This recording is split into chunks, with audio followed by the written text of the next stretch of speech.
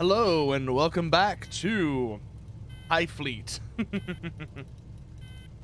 Last time we were here, we were trying to find a tar can. I believe we may have found them. Let's actually make sure.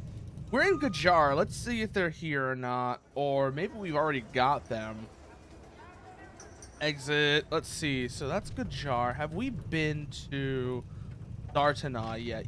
Yes, we have been to Zartana. Tells me we must have already found them. Let's check our Tarkan list. Reinforcements. Okay, that's Gulia, who I'm still kind of disappointed that I only got 1 star on, but whatever. That's Nadir Beck. That's Omar Khan. Guardsman of Garad. Prince Fazil. Yeah, we got them already. Okay. And then I remember we were looking at intel data to try and figure out how fucked we are. Because, I mean, here's the thing. We've got 5 intel. We need to figure out where the nearest strike group is first. There they are. Okay. So that is Titan and their strike group. We are technically within strike range to try and capitalize on that, actually. What we could do is send a couple KH-15s their way to bait out any anti-aircraft missiles. Then follow that up with a airstrike. They're not going anywhere, so they're landed at Shabat and Lille. It'd be a relatively trivial action. Get ourselves up to,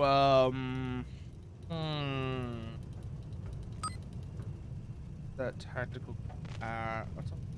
Get an idea of, that's an aircraft carrier, Yezid. Not in range on these. KH-15. It's that, which is about, do some quick measurement here.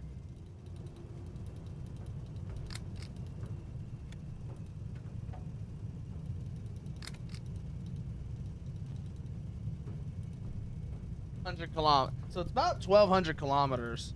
KH-15 range, and hey, thank you for the follow. Let me see. I can't see who you are. I'm looking. Let me see. Who are you? I gotta catch your name.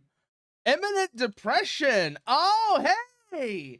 How have you been doing? I haven't actually caught up with you in a while. How's things been going? How you going, Imminent? Woo. So anyways, like I said, so we are currently trying to get we're trying to figure out how we're going to deal with this strike group and this associated missile carrier group. Yeah, no, that sounds about right. Sleep deprivation and insomnia on top of each other. So you haven't slept, but you can't sleep, and you don't know why, and it makes you feel awful. I know the feeling. It's horrible.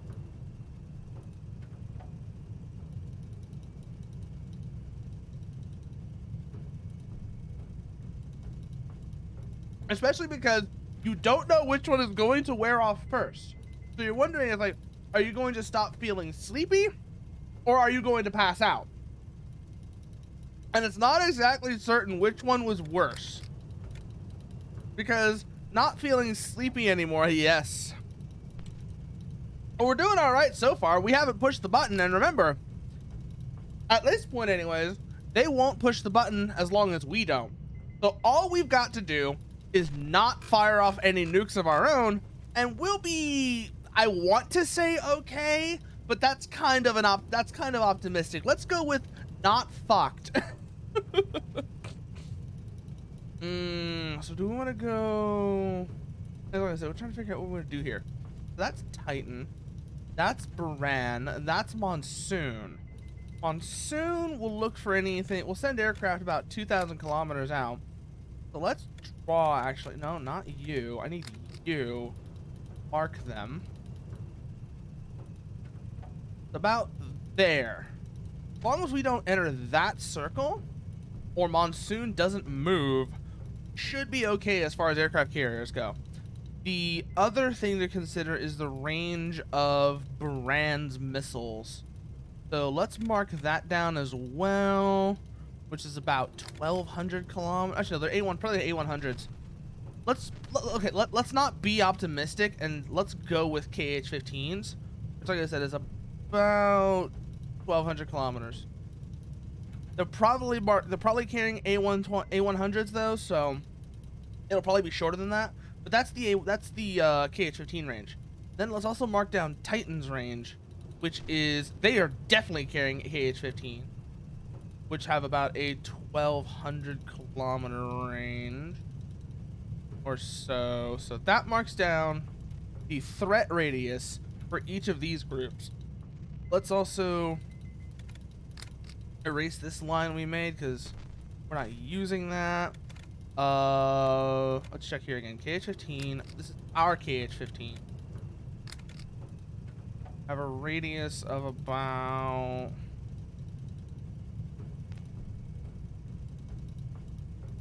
Okay, so it's not actually 1,200. It's more like 1,600. Abort this launch because we were just using that as a test. No. That activates them. Never mind. That's what we want to do. About a 1,600 kilometer range, so we're gonna have to revise Titan and Baran's ranges accordingly because we got the range on the KH-15 wrong. Let's just do that real quickly. About 1,600 kilometers, not 1,200. So we're gonna go Titan first, 1,600, and then Baran is gonna be the same. Even though they're probably not carrying KH-15s, it's not a good idea to be overly optimistic and assume they're carrying something like A100s because that would get us killed very quickly. So what do we got here? So we've got, that's our threat radius. That's Titan's threat radius. We don't really need our threat radius anymore. I'll know my missile range whenever I do this. So we know Titan and Baran's threat radiuses now.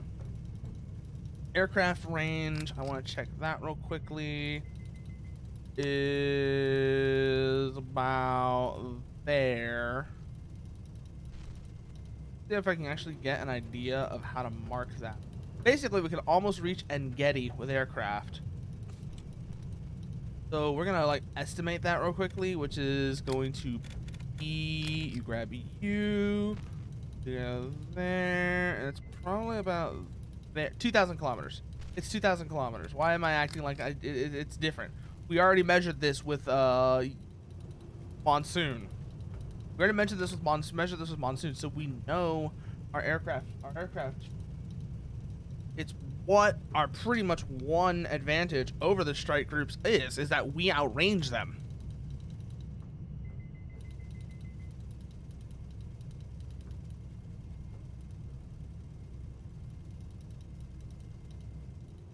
Now, normally, this isn't all that big of a deal because we're usually quite slow, but as you can see, I don't have the Sevastopol on me. I have this thing, and none of the ships in my fleet are slower than 300 kilometers an hour.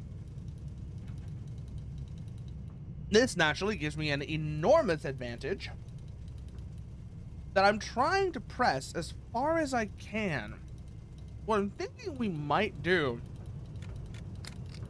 is instead of going to Zartana, or instead of going towards Engedi, from here we will push towards Shiloh, and then from there maybe Akkad, and then Akkad would let us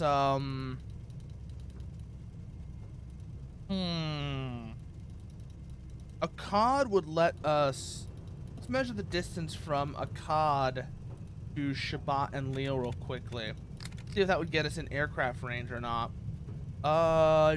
No, it wouldn't. We'd have to be in like Barum. Okay. If we wanted to do an airstrike from there, we'd have to be in Barum, and Barum is within missile range of Titan. Might be better off doing something a little weird and a little sneaky, but we're gonna need more fuel for this.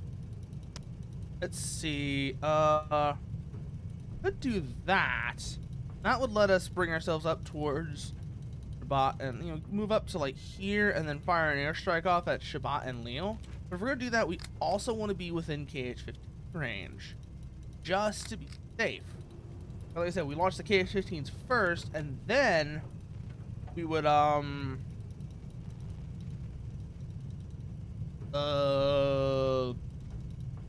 then we launch our aircraft. What we could do is we could go to Resht. Measure the distance to Resht real quickly here.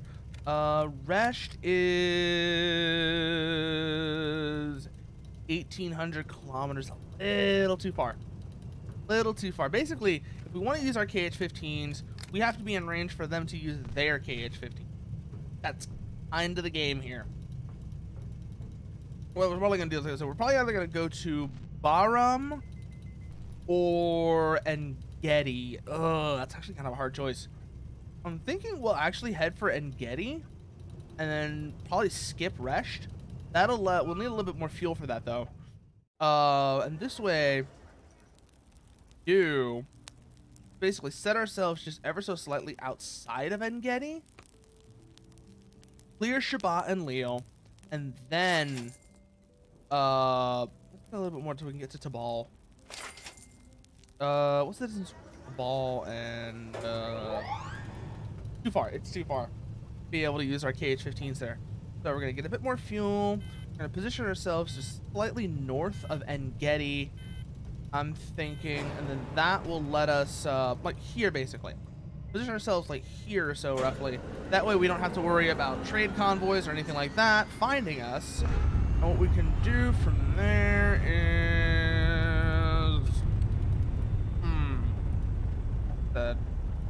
getting into range, turn these off so that we have our radar capabilities on us in case we need them. Wait, hold. What do we got here? 5700 megahertz range. Who are you? That's our direction. That's our range. Oh, it's also here, and I bet he's in. Also here in.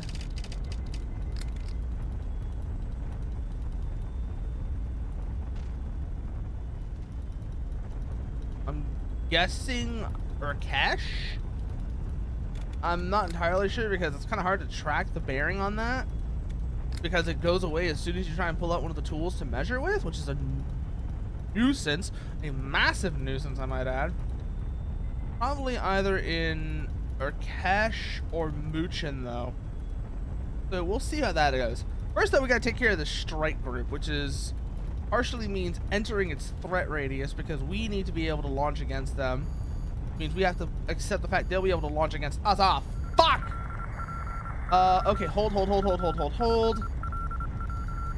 And that is an opportunity, if you ask me, right there. What we will do is we will air group out with rockets, and also get the aardvark prepped to make a strike as well. Because it's not like we're gonna be able to catch them by surprise. Gonna have to come in and accept the fact they're gonna be airborne. We're not gonna be able to get them on the ground, unfortunately, but oh well.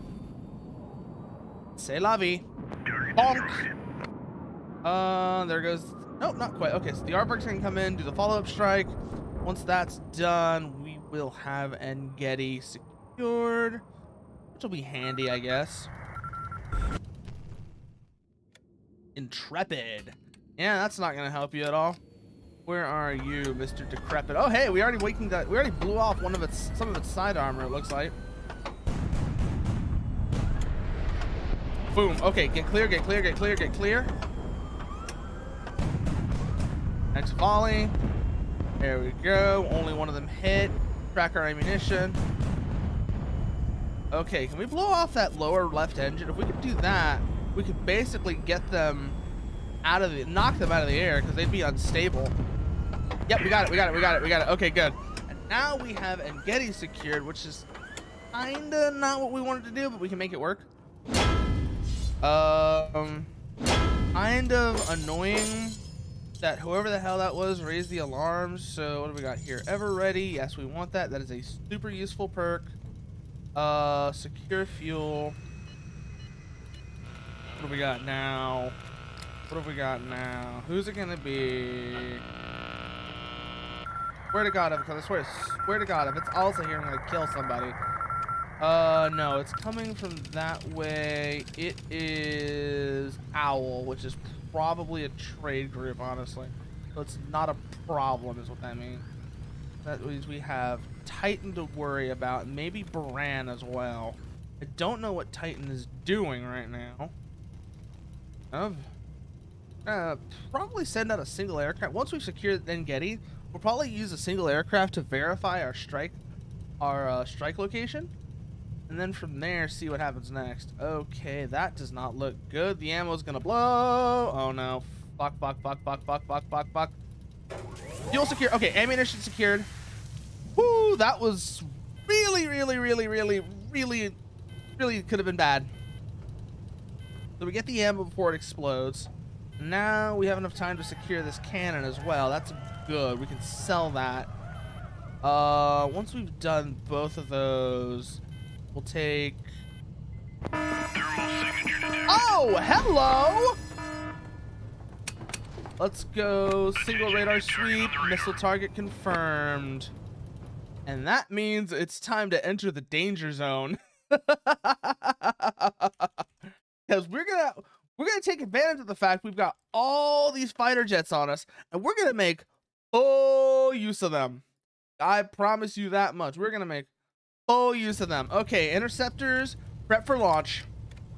That means that Titan knows our position. Okay. 2 interceptors out. Prepare to engage. Revving up your engine, listen to a howling roll. Metal under tension, begging you to touch and go. Highway to the danger zone. Going to keep this fighter squadron up as cap for now. Basically, actually no, we're gonna send them in as recon because I don't know where that strike group is. I need that information. Spreading out of wings tonight. So we know that's there. We're going to confirm the position of Titan. In the meantime, we're also going to move the Aardvark. Probably going to move these guys into Engedi, just because that way we'll be able to secure that fuel. So have these guys moving out to fly recon. Those guys are going to head for Engedi, link up back up with the group, and then we'll see what comes next. I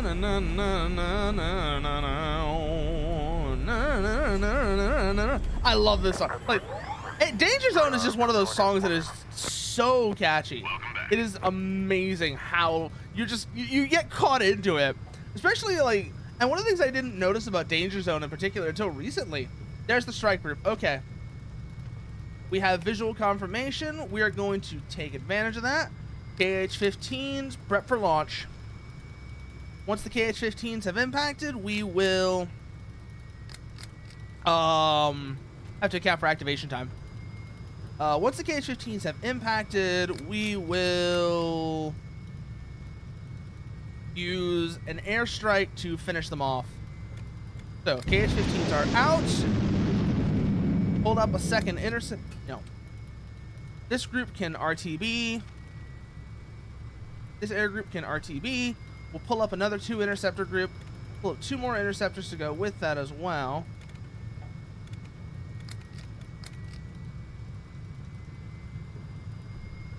Oh, that's why it's not letting us do that. Okay, we have to click this one. Pull up another 2 interceptor group. Get them into position in case the strike group decides to launch on us. That leaves us with 11 aircraft to strike. It'll be fine. Okay, missiles are away. Recon group has not reported any incomings. Interceptors are airborne.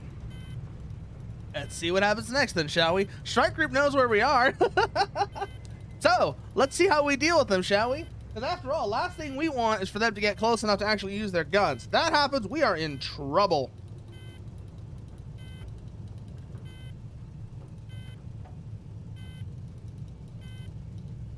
Also, seriously, I did not notice until recently,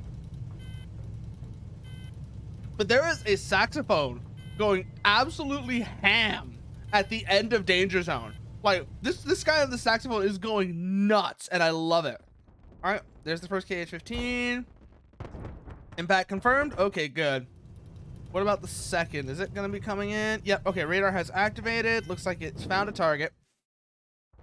It should bait out any aircraft missiles, which we can then boom. Okay, now it's time for us to respond in kind, which means we're gonna need an airstrike group.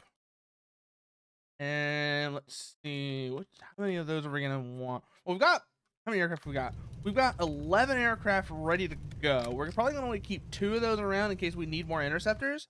Anyways, aircraft striking groups of 3 anyways.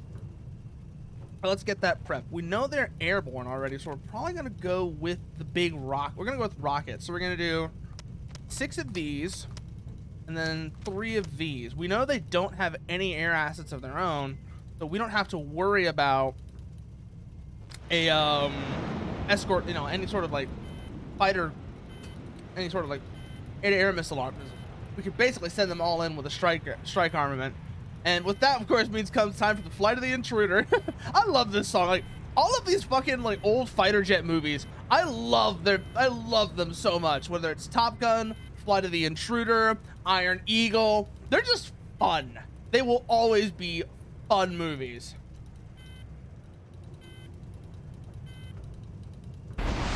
There we go. Okay, they are coming in for the strike. Looks like we've got 2 probably negatives or cormorant. These are gonna be negatives or cormorants. I don't know which ones. And then I'm guessing these are gonna be borays, which are annoying as hell, but not as bad as it could be. Let's see. We lost 1 aircraft. That's fine for a strike group though.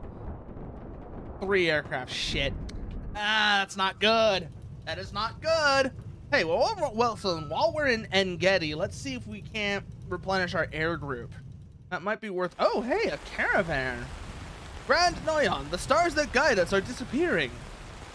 You hear emotion in his voice as he continues.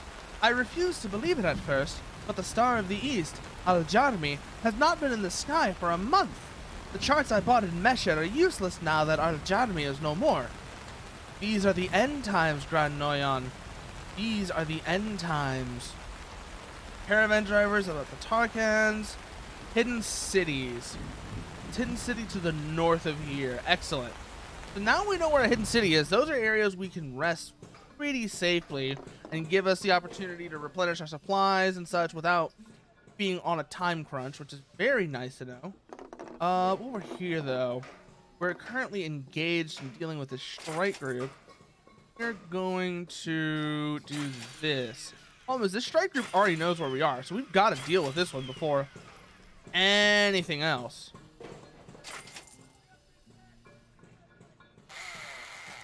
That one goes there, and this one goes here. I must preserve my deck spacing. It is of the utmost importance that my aircraft are all facing the correct direction. I'm doing fine, Dusk. I'm doing fine.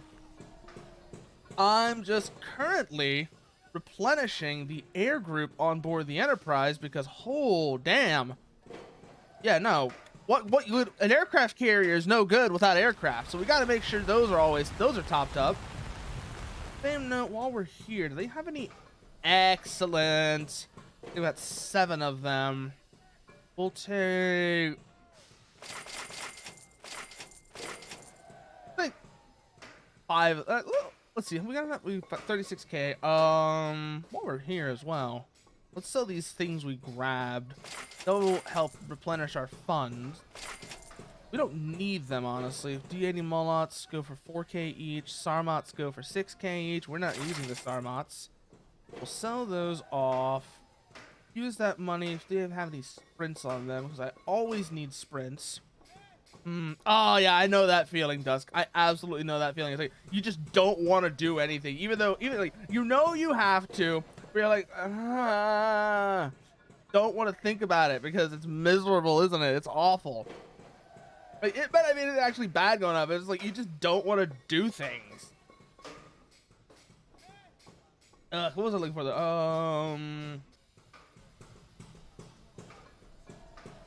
Or here. Oh, sprints. That's what I was looking for. I don't think they've got any, which is unfortunate because even though we've got a ton, we're probably going to go through a ton soon.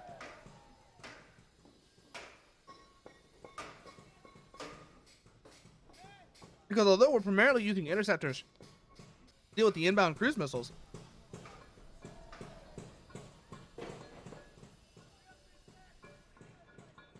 there's always a chance that one could slip through. And we have to keep that in mind. So we've got KH-15s. So let's also put in 2 KH-15Ps because that way we don't have... Anyway, if all we have is an enemy radar emission, we can send one out, go have a peek and see what it is, because radar emission always means bad.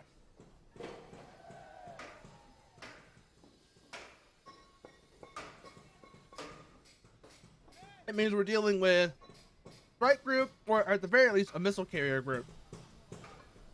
And so having the ability to say no and basically knock out that radar is going to be really handy.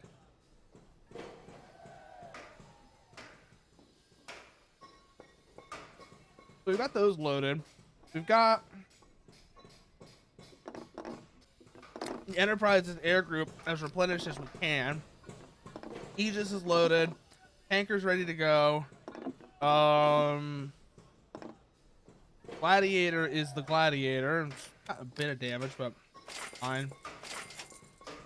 There we go. That takes care of the Gladiator. Holy shit, that is a lot. That is a very high cost for the repairs. I don't like seeing that number. Whatever, we'll make it. We'll be fine though. What we're gonna do is we're gonna play Vulture on the strike group coming in toward that, you know, the one that's barreling towards us right now. Yeah, we're gonna bully it with cruise missiles and aircraft. Okay, this group needs to RTB. Good. And this group, what's the time left on that one? Warning, radar emission detected. Yep, I know what it is. That's the strike group. I'm working them over right now as we speak.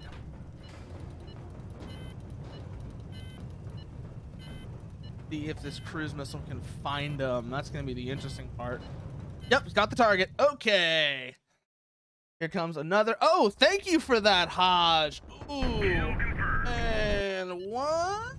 And ooh. And then ooh, stretch. And then that's good. That's good. That's good. Thank you for that, Hodge.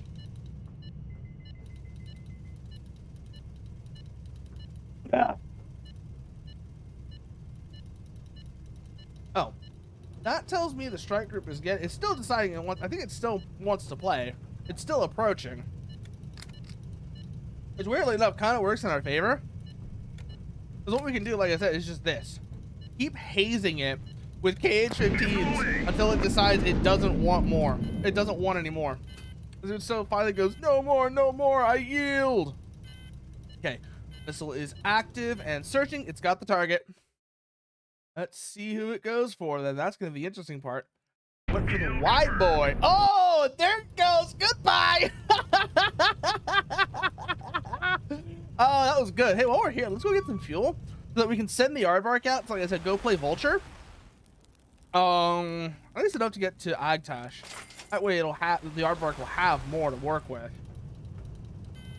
Because a crippled Signature detected. Attention, new there's target the on strike radar. group. Okay. So it looks like they've decided they still want to come and play. That works for me. Aardvark, you are up. We're present for minutes. Send you out there. The last ship should be a crippled cruiser, so you won't have. Yup. Oh my God, it's a Griffin in really bad shape. Yeah, this is perfect. This is literally perfect. How many laser guided do we have? 49 rounds. Yeah, let's go with it. Laser guided is going to be good for bullying this cruiser. It's already pretty heavily damaged. as is, so donk. Okay, dodge the missile, dodge the missile. Go down. Let those 180s miss us. Stabilize. There he goes. Laser guided shells are just so good. No, that was hardly a waste of ammo, Dusk. Laser guided shells are amazing for finishing off. What the fuck? Did I accidentally hit retry? Fuck. I didn't actually want to do that, damn it. Okay. Whatever. Fine, I guess. We'll do it again. That was a mistake. Or not. Didn't quite work out as well as I was hoping, but hey, they all connected. Damn it. Okay, now I've definitely got to do that again because that was completely unintentional. Ugh, I'm burning morale that I didn't need to. Fine, though. It's fine. It's fine. Once we deal with the strike group, we don't have to really worry about much. Most I have to worry about is that tactical group, and that's not really going to be a threat. Now we need to get it a bit closer. Down it goes. One volley. Perfect. You do need to fire. Yeah, you don't want to just fire off the one shell, though. You do need the volley because otherwise you're going to have a bad time. You're not actually doing enough damage. Radiation hazard. Ah, that is not something I've seen before. Remember. Oh, what the hell? Nukes? I didn't see any nukes on this fleet. They weren't tossing them anyway, so why the hell has this guy got a nuke on him?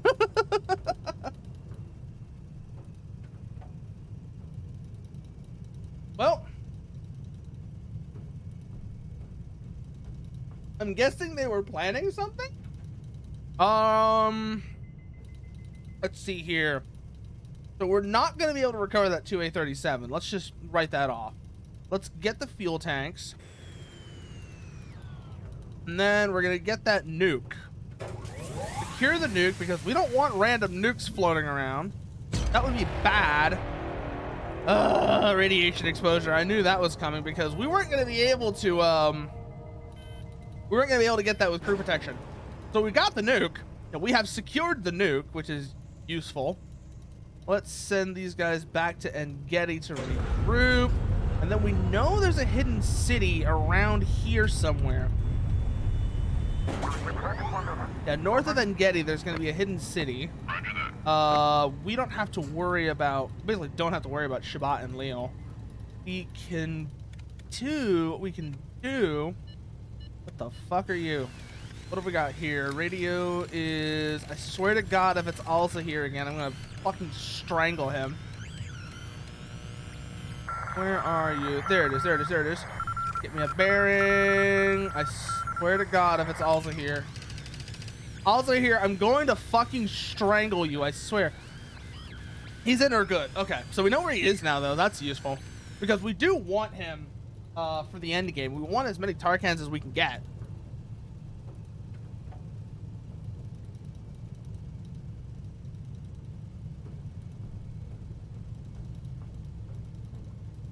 Because otherwise, we're going to have a bad time in the end game. Trust me on this one. I've done it before. I think I've finished this game like 4 times now. Maybe 3. And it's a great game. It's a great fucking game. It'll hook you in. KH-15Ps. So let's go into the shipworks and reload the normal KH-15s. And then we'll see about finding that hidden city. Once we found that, we'll be in business. Cancel. I don't want to save that as a new class. No. It's just me changing out the missiles. So Shabat and Leel's local units are going to be on the alert for now. Not ideal, but whatever. Could do is take a chance here. Let's see, what is this call sign? Buran. Keep that call sign in mind. I swear to God, also here, if it's you. No, it's not also here. That's good. Let's see. It's Baran, probably. Oh, hey, now they're encrypting their transmissions. That's wonderful, but hey, it's not going to save them because I know how... I pretty much know what I'm looking for here. This is probably Baran. So all we gotta do is find you...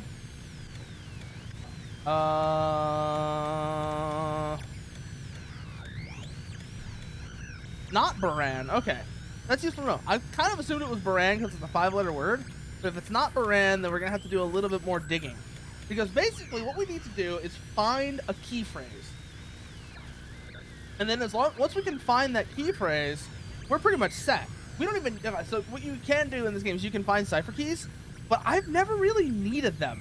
Because what I can do is pick out a key phrase among these. Like, guess a common 5-letter word. Like speed or a call sign that I know.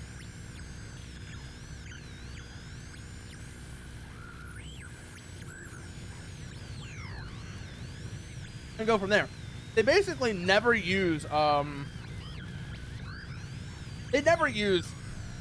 anything like crazy, so you'll always be able to find at least one keyword, whether it's speed or arriving or something like that. And as long as you can find that, you can figure out the what this is saying. So I don't really need the cipher keys for that. So let's see what we got here. 5-letter word here. 2-letter word, 2 letters, 2 characters here. This is probably speed. Let's make that assumption and see if we can roll with that. Yep, it's speed. Okay. I know it's the D at the end. It's definitely speed. Get that one decoded. Then it's this one. Then that leaves this one.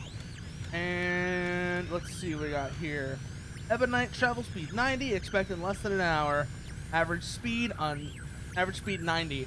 Basically, they're just repeating their speed again. And that's coming from Zemarime. It's Zavet, which means it's not Baran. So Baran is not changing its position. So this is gonna get interesting. Hold here, wait for that to clear. What we could do is actually head up here and see if we can't find this hidden city. We know it's north of Engedi. And I know how to find hidden cities. All we gotta do is run the radar in ground search mode. What have we got? What have we got? What have we got? I swear to God, if it's Alza here. It better not be Alza here, I swear. It is not Alza here. Okay, good. Who is it? Rigel, go on the route. Agtash, Shabbat, and Leo, cargo, or... Radon. That's a call sign right there, radon. So we put the radar into ground search mode, pull ourselves up and away from Engedi. Now we start sweeping for anything that looks suspicious. I know what I'm looking for is basically a what looks like lines on the ground is what I'm keeping an eye out for. Anything that looks like that might actually be what we want. Let's head over this way real quickly. I could just be Tabal, though, is the problem. Ultimately, that's kind of the problem. Is like, I don't know if that's just Tabal or something else that we're seeing there. We're going to position ourselves down this way. That could just be a distraction. That might not be the city we're looking for. Let's give her a look. Using single sweep so as to avoid raising too much suspicion. Now we go down to sector search. And we use sector search to see if anything of the sort pops up in this area. It looks like no. No joy. Because that's just Engedi. Probably.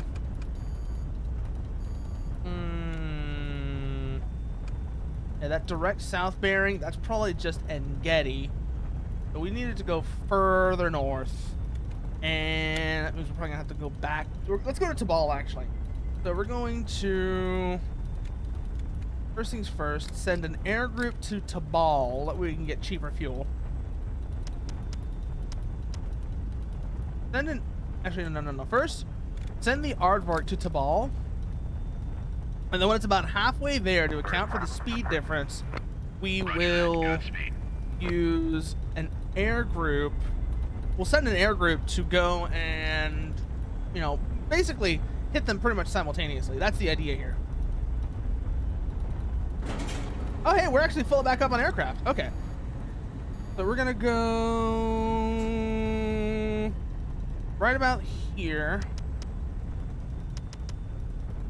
And then we're gonna send these guys into Tabal. I should, no, never mind. I did that wrong. But anyways, it doesn't matter so much because these guys are on the ground, so we can just hit them.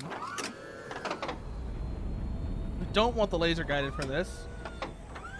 I don't know why I had that selected, but I did. Let's just restart. Unselect the laser guided because that is reserved for strike groups. We have the morale to spare, so it's not the biggest deal in the world.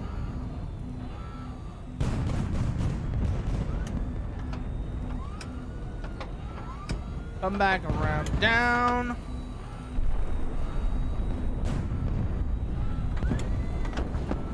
Ooh, that was lucky. Okay, that's the Sarma. Get below them. That takes care of one of the sloggers, I think. The Sarma's still up. I knew it was not the Sarma. Okay, we've peeled off its armor. Keep focusing on that side now. That's going to be the thing. Once you've got an opening, focus the opening. Exploit it. Exploit the shit out of that opening until they die. Okay, it looks like they had an ammo explosion. Go evasive. Takes care of the Sarma. That just leaves this Intrepid, which is going to have more missiles than anything else here. I don't know. That's Flowers that have a shitload of missiles, not Intrepids. Intrepids have missiles on them, but just they don't have a shitload of them like the Flower does. Whoa! Flares. Bring ourselves back around. Okay, good. Wait for the reload. There we go. Okay, back. Go evasive there for a second. Okay, we're working them over. There we go. Down goes the Intrepid, and Tabal has been secured. Okay. Be able to bring in the rest of the fleet here.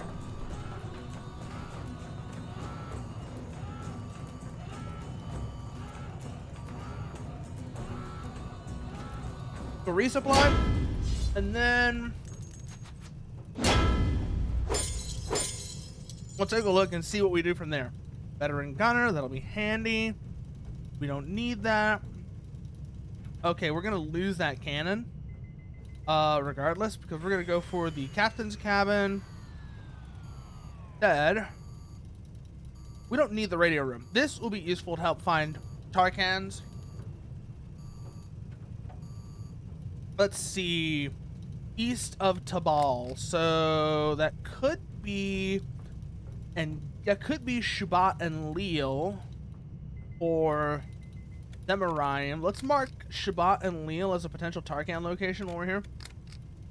Can erase that because that was the strike group and they're gone. Mark this as potential Tarkan. Go. Then back to this group. Crew protection. We're probably gonna have to. No, oh, good. We can get the D80. Good. We don't have to write that off, and now we don't have to worry about the hazard, which is good considering last time when we. Hey there, partner. How you doing? We well, as you can see here, back into the gym and a quesadilla for dinner. Back when okay. You just reminded me that I used to go to this. There used to be this taco truck. Back when I was in high school, there used to be this taco truck that was like out just across the street from it, and we would all like, you know, sneak out from the school and go over to this truck, and they had the best fucking quesadillas because they use these like giant ass tortillas that they basically soaked in the grease from their al pastor.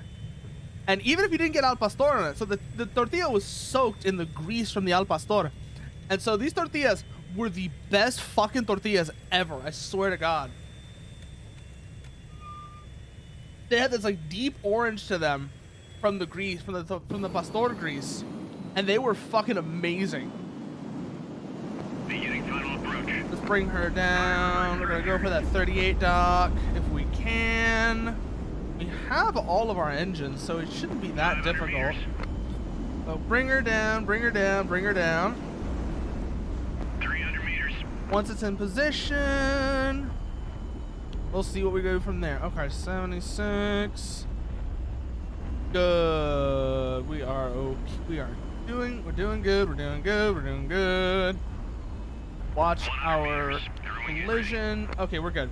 Bring her down into the dock, and that'll give us a nice little repair bonus that we can take. Well, that'll help us so that we don't have to stick around here very long. Okay, get that.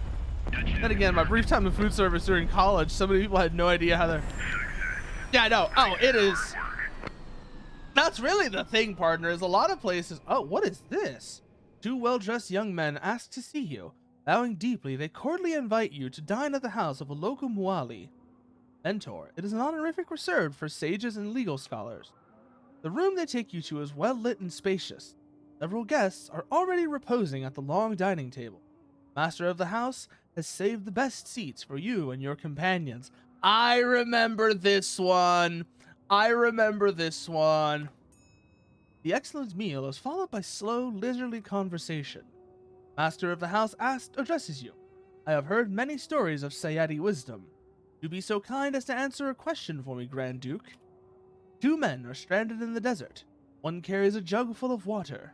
If both drink from it, both will die. But if only one drinks, you will have the strength to reach a village and survive. What would be the right thing to do? Oh, I like this one, actually. Now, whichever one of these you pick is going to affect our worldviews. So let's see what our worldviews look like right now. Kindness could probably, we could bring kindness down.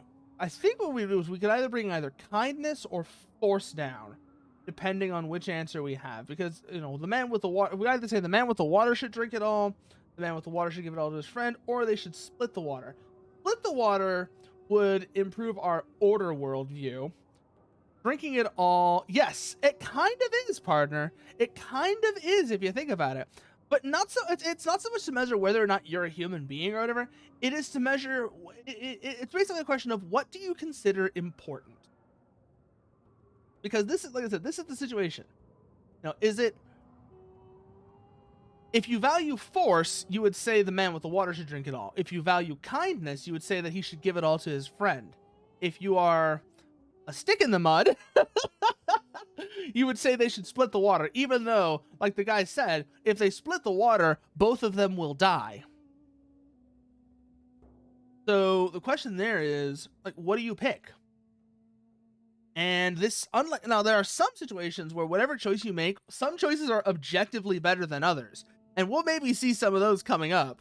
But let's see what we got here. Man with the water should drink it all. Man with the water should give it all to his friend. Split the water. We're not going to pick split the water. Question is, should he drink it all or give it all to his friend? Ooh, do I want force or kindness? Do I want force or kindness? I think I want kindness because we need a low force score for something later. So let's say give it all to his friend. Go. Yep, kindness +1. Perfect. Room is quiet. There is no, yes, room is quiet as the rest of the guards await your explanation. There is no greater love than to sacrifice one's life for a friend. So saith Ishu. But if your fellow traveler accepts your water, would that not make him a murderer? That is actually a very, very good. I love this. One of the things I love with this game are the various random events that can happen. Some of them are just really cool, like that one right there, where the guy said, like, if he accepts the water, would that make him a murderer? That is a great answer right there. Meanwhile, where are we now? We have Shubat and Lil, Agtash, Damaraim, Tushan. We know that there's a Tarkan in Shubat and Lil, and we know that Al-Sahir is probably in Urgut, so we're going to mark those two. One thing I like about triangle strategy is the three-way moral choices you have to make. You don't see what the stats are for each choice, at least until New Game Plus. That's the thing. It's like you don't know exactly what the impact of your choices are going to be in this game either until you've made them. And the thing is, I've just played this game a bunch, so I kind of know what the impacts are going to be. But I know what you mean. It's like, you don't even get to track that. Like, you know, you don't get to track what your worldviews are, even in the aftermath of making the choice. Is that what you mean, partner? Because, I mean, like you said, like, in neither case here, I just happened to know what those two would do. It's not like, you know, the game doesn't tell you. It's just, I happen to know because I've done it before. And there's a lot of, like, decisions like that. And again, like I said, sometimes certain choices are objectively just better than others. And we'll probably come across at least one of those at some point soon. Unless you use a guide like a jerk for your first time through. Let's see what we got here. Agtash, Paran. Probably gonna head for Shabbat and Leal, honestly. Just because we know there's a Tarkan there. And that'll be handy. We're gonna do that. Exit real quickly. And Getty we basically secured, so we don't have to go back that way. You have to live with your choice as the story goes through. Which reminds me. So, you notice how there are several worldviews in this game? Like, several things like tracking your how you view the world. Well, one of them in particular I know is very interesting and gives you some very interesting options later on. And that one is faith. Depending on how far we get, we might actually start to see the impacts of faith, or at least events that will trigger faith. Again, like, one time I fucked up persuading my allies to side with the skeevy guy who was offering us aid, and then he betrays us twice, and we have to fight him. Yeah, that's sometimes like that. That's what happens. Like you said, sometimes the dice roll bad. Especially, you know what else is fun, partner? Another thing that's fun is where that choice actually triggers a dice roll. For example, there's a chance that, you know, there's a chance that trusting that person might be a good idea, but you don't know that. Or, you know, it's not a guarantee is what I guess I'm trying to say. You know, basically, like, after you make the choice, the game basically does a dice roll. And depending on how, or a coin flip, and depending on how that coin flip comes up, that will determine whether or not, you know, that was a bad choice. That can make things very spicy. It's like, you know, it's like, oh yeah, you can trust this guy, and 90% of the time he won't betray you. But that 10%, you will remember that 10%, and it will make you question whether or not you can ever trust this guy. What am I looking for here? Okay, so we know that's Baran. I don't know if they've moved, so we're gonna have to kind of just take a chance on it here. Head for Shabbat and Leal. Prep the aardvark. Once we are in range, we need to do our prep work on this. Okay, aardvark is headed forward. Once it gets about halfway there, we launch the airstrike, go in after them.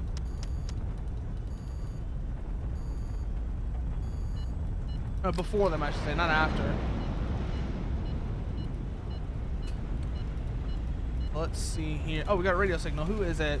Swear to God, if it's you again, also here, I'm gonna, like I said, I'm gonna throttle you if it's also. I'm gonna be pissed if it's also here again. Okay, good, it's not also here. What is it? Emerald, arrive in 10 hours, position unknown, average speed unknown, refuel required on arrival, Zavet. And that is probably coming from either Zemaraim or Gezid. Keep that in mind. Then what we're gonna do here is we're actually gonna cut the throttle on what's his name? The Aardvark for a moment. Just to let the air group go ahead of them. Just let the air group overtake them. Good. Now that the air group's overtaken them, they will go in for the attack on the garrison first.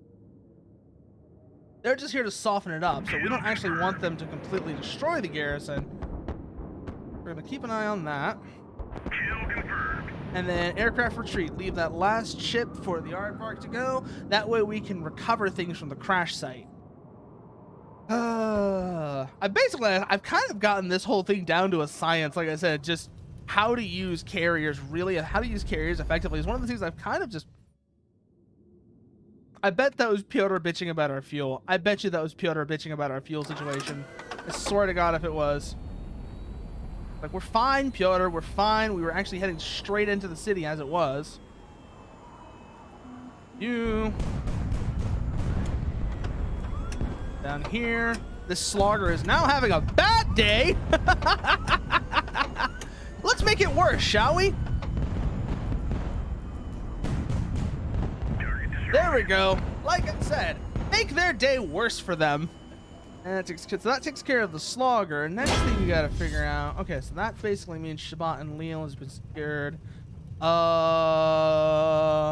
Fuel and ammo are always first because otherwise we end up in a situation where one of them explodes and that means we lose everything. Grab those. Then we're gonna search the crew cabins. We know none of these crew are mine, so we don't actually need to search for survivors. Empire Cross, good. We might be able to make use of that. Depends on whoever we get. Okay, never mind. Oh, there go the survivors, and we lost that kindness that we got from the last town. Oh well, it's fine, I guess. Put her down in that 42 dock, and that'll let us get some repairs going. That's something I realized we didn't do in the last town because we were leaving. I forgot to actually repair this ship. Oh well, it's fine. Bring ourselves down as before. There's the Tarkan. I can see them there. And that's their ship right there. Hey, it's a carrier. That's perfect. We're not going to use that carrier, mind you. Our carrier is better. But a carrier means that we can strip it for aircraft, and that means we'll be able to keep the Enterprise's air group topped up while we're here. So put you down real quickly as before. Touchdown confirmed. Okay, Aardvark is down. Gets us a repair speed bonus. Let's go say hello to this Tarkan, shall we? Who are you, I wonder? Oh, that was not a... Fuck, I thought it was not a Tarkan. That was one of the mercenary ships. I did not want to do that. We're still going to strip the aircraft, though, and then we're going to sell it because we don't actually want that. We need the money back. Ah! Cancel. No, I didn't think that was mercenary. I thought it was the Tarkan ship. Never mind. What do we got here, though? Yars is slow. Rook is also slow, so we don't want either of these. Over here, though, like I said, we need to repair the Aardvark, so let's do that as well. That up. That takes care of that. Enterprise's air group is replenished as it is. It just needs very slight repairs. No repair costs, which is good. So let's see then here. It was not here. It was it's east of Tabal. It could be Zemaraim or Agtash. I'm gonna try something actually. We're gonna hit Zemaraim and see if that tactical group is still there. I don't think they are. They've probably moved. That was 5 days ago. But even if they're not, you know, sending a shot out to soften that area. Oh, hello there. Where's our gladiator at? There's the gladiator. Hey, can you go get this for me? That's a trade group, and we kind of... There we go. Prize ship. No escort. Perfect. That's free money for us, baby. Okay, now we drag your ass back into town because we don't need you. Drag your ass back into town so we can sell you. Meantime, let's see what's going on here. That, by the way, is not something you normally want to see, but in this situation, it's fine. It just means that the prize ship that we've got has no motivation to fight. In bad times, what that means is literally the crew of one of your ships is rioting and will not fight. Thermal signature detected. Lovely. Let's see here. Do a single sweep. Oh, it's on sector. Shit.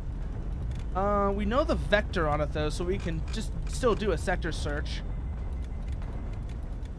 Attention, new target on the radar. Oh boy! Incoming missiles! My favorite!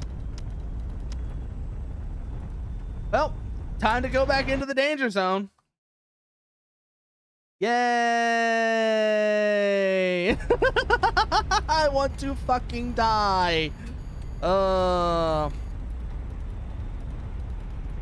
Go for the engagement. You are go for engagement.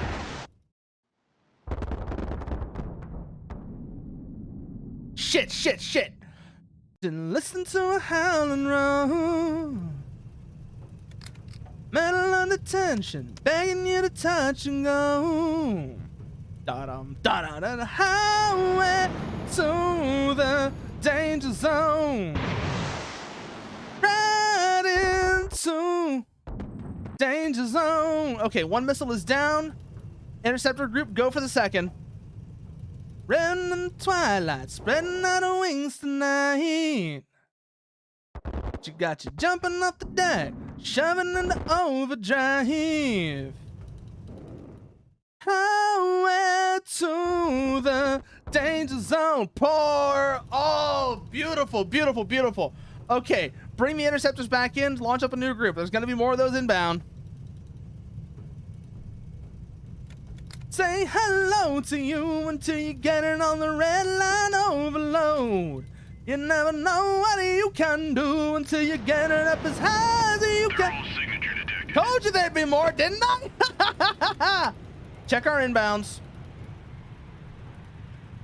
No, no, no, no, no, no, no, no, no, no, no, no, no, no, no, no. Okay, let's go off a sector. Attention, new target on the Okay, radar. contact verified. Contact verified. Hey, can you? Oh, that missile's just gonna pass by and not get a shot on anything. Actually, never mind. Oh, that's our missile. That's our missile. I was like, wait, what the fuck? How did that missile get a lock on something? There was nothing in its path. Oh, that's our missile. That's actually useful to know. Highway to the danger zone. Okay, while we're at it, by the way, let's launch the second KH-15 off so we can give them a bad day. Highway to the danger zone. Ready. Signature detected.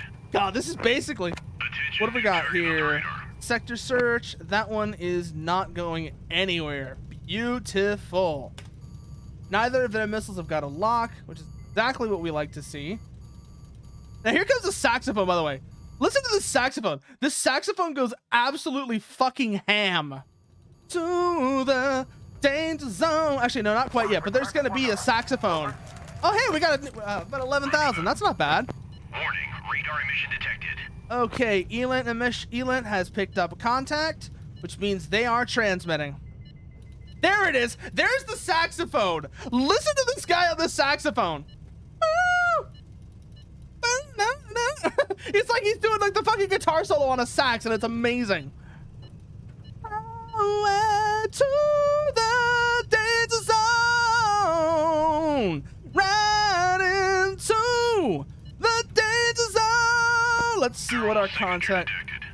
Yay! There comes another one. Attention, new target on the radar. Never mind. They've just decided they came to say hello. They just decided they were going to come and say hello themselves. Okay, I can work with that.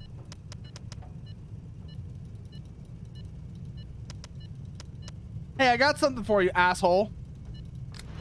Check it. Air group is outbound. Interceptor group is Thermal signature detected. still in position. Yeah, you go deal with that. Could you, please? Thank you. Lovely. Okay. That takes care of the inbound missile. Let's see how you guys go for the attack. Oh, they launched off another one. Detected. Oh, yay. Okay, get the interceptor group up and ready to go. And hey, you guys, yeah, y'all are about to have a real bad time. Because that was fucking rude of you. I just want you to know. Okay, first air group missed. Fine, I guess. Second air group missed. Damn. These things are way quicker than a strike group. Much harder to hit as well, too. But also way less durable. That kind of works in our favor. We lost 2 aircraft, though, unfortunately. Let's see if we... Yep, okay, just 2. Good. I they still transmitting? That's going to be the next question. Because if they're still transmitting, we can be spicy here. Yep, their radar's still transmitting. So, hey, you know how your missiles need a lock to get on us? Well, ours don't, and we're going to take advantage of that. I'm going to send it along this way. Actually, no, we got to account for the activation time, so give the seeker time to activate. How many is that? That is 7 aircraft. That is 2. Oh, they're way faster than I thought they were. Yes, I understand. I'm just making sure that our ships aren't taking off and only the aircraft are moving. Attention, visual contact. Yep, that's the missile that we just sent the interceptors to deal with. Okay, everybody, brace yourself. Here it comes. Aegis, let's fucking go. Missile away. Tracks out, tracks out, tracks out. General quarters. This is not a drill. This is not a drill. General quarters. All hands man your battle stations. What was the damage on that situation? What was the damage on that? Did we lose a ship? We just lost the aardvark, didn't we? Shit! Kind of what I was hoping to avoid, but lovely. Lovely. We've lost the aardvark, everybody. We've lost the aardvark. Fuck. Gladiator, Patronus, Enterprise are all there. Unless it's somewhere else. No, we've lost the aardvark. Yay!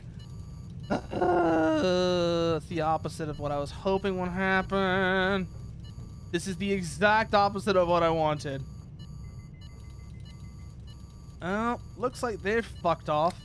Let's send another missile down this track and see if maybe they're around this way. Okay, oh, look, that one's still going. That one's going to go get the garrison. Oh well. Didn't even realize we had that one out in flight. Well, that's gone now, whatever it was. Ugh, this is not ideal. The aardvark was very useful to have. Fast, that sort of fast strike asset, really handy. And now it's gone. Fuck. Oh well. Well, we'll live without it. We'll pick up a lightning or something from one of the towns, and that will. Let me see if they actually have one here. No, they have a rook and a Yars, neither of which are what I want. So if we happen to see a mercenary town that has a lightning, we'll pick that up, and that'll kind of replace the aardvark. Not exactly, because it has less firepower, but it'll work, I guess. Hopefully. Fucking A. That one that fucking missile managed to get through. And immediately, as soon as it did, I had a feeling we were going to lose something important. Oh well. Well, like I said, we've lost the aardvark, which is not what I was hoping to see, because that was a very useful ship. Cancel. Okay, exit.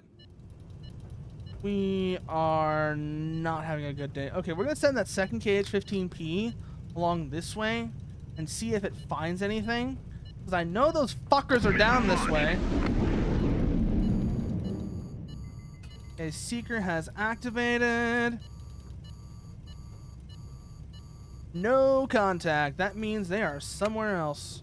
They're not in this area either. Or at least the radar's not picking them up. Air group is still up. They're about to RTB. Bring them in. Send up a new group. While we're at it, turn off ground search. No contacts on the radar, which is weird. Unless they're jamming us, which would be annoying. Just spent our last KH-15P. So we don't have any missiles on. We don't have any missiles in the tubes right now. Really bad. Like I said, we just lost the aardvark, so if they do decide to get in close, we're gonna have a much worse time of it.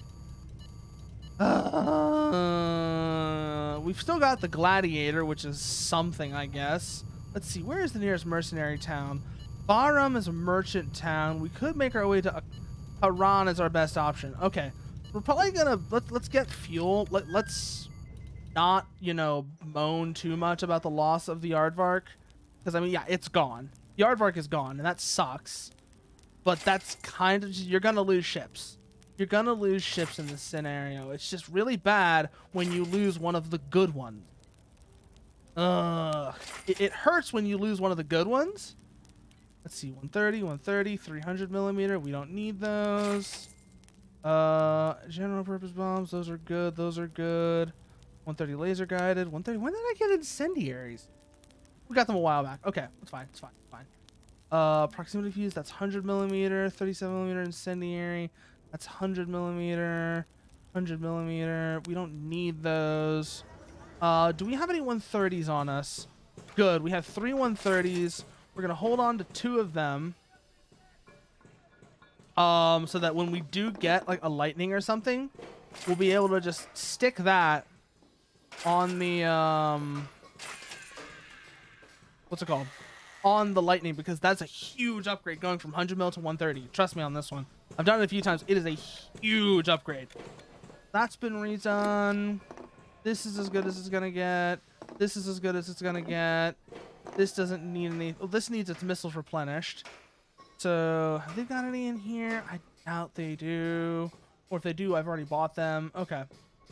So we're gonna go, yeah, as before, 2 KH-15s.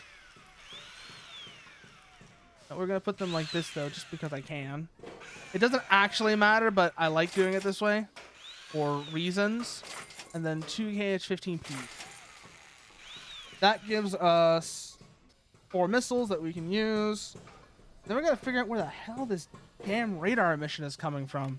That's gonna be the really annoying thing. Like I said, neither of these is particularly useful for us because that's a Yars, that's a Rook. They're both very slow, so they'll mostly just be millstones around our neck.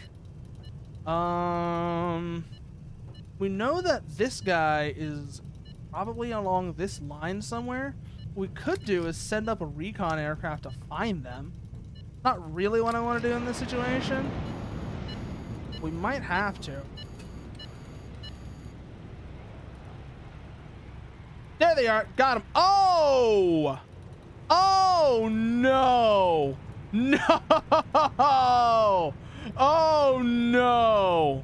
That's bad. That's bad. That's bad. That's very bad.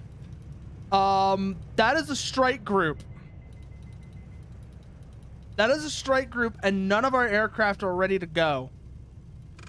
This is not ideal. This is very much not a good situation to be in.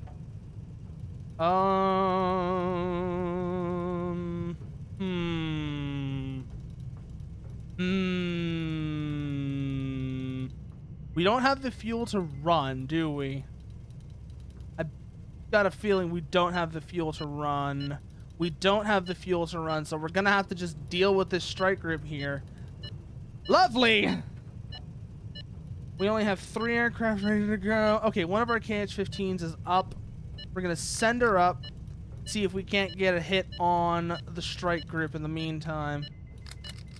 Give ourselves a little bit more distance there for the missile to activate.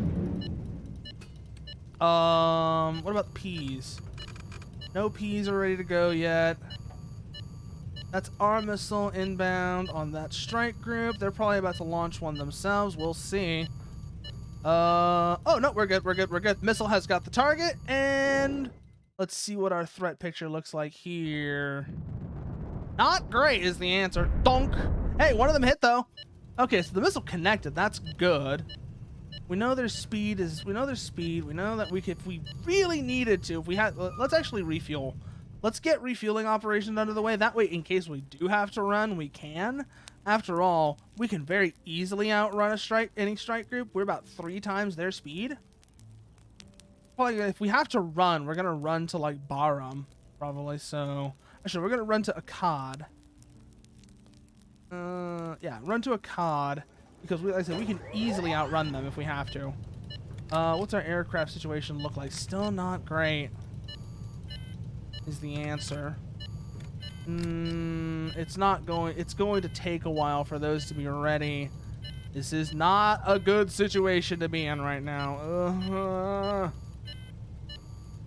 This is a very bad situation we're in now. So I need you to keep track of that strike group. Okay, it looks like, yep, they've run out of range. Okay, so they are RTB. What is our missile situation looking like? Well, we got another KH-15 on the tubes. So, guess we go say hi. Missile is away. Yay! Here they come. Okay, that's just the strike group. They're not launching at us. I was a little afraid of that, actually. Usually when you hear that line, like I said, it means we're fucked. Well, we're not fucked, but we are going to have a bad day. Very soon. Shit, they shot it down. Oh, they shoot down my missiles. I can't shoot down theirs. Fuck. What do we got here? What's our air group situation looking like? Still not ready. Damn it.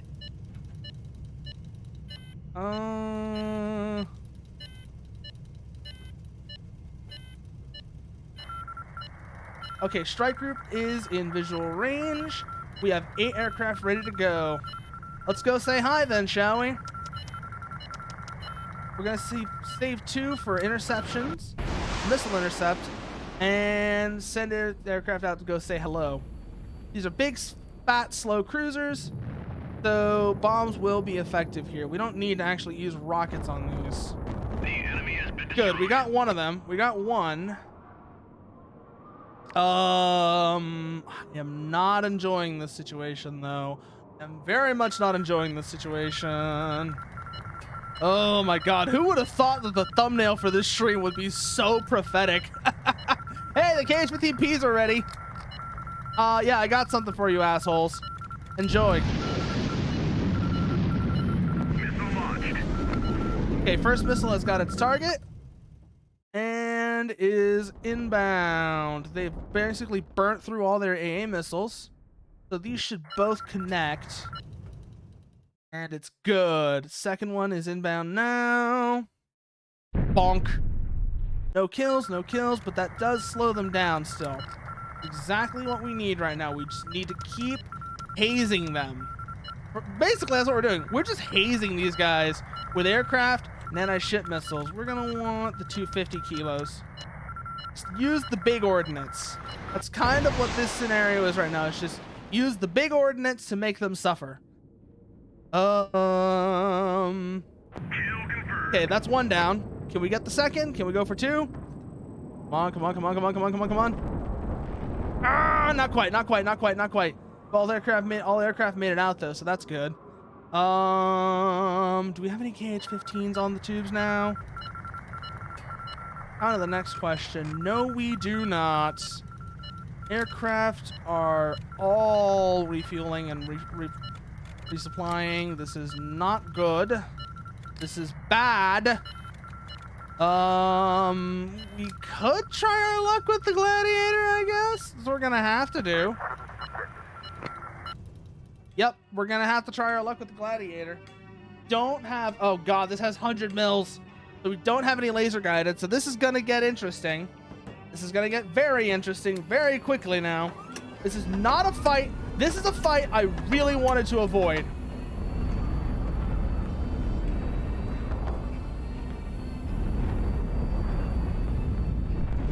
Missile destroyed. Fuel system is on fire. Missile away. Okay, we got one of ours out though. Ha! Blew up your own missile, dumbass. Okay, we've got ourselves in position. Roughly where we want to be. Armor should keep us out of too much trouble in this one. Engine overheating. Good, that takes care of one. Can we go for the second? Without losing the Gladiator? Because that's going to be the important part. If we lose the Gladiator, we are fucked. We are fucked if we lose the Gladiator. Woo! Okay, we're good, we're good, we're good, we're good.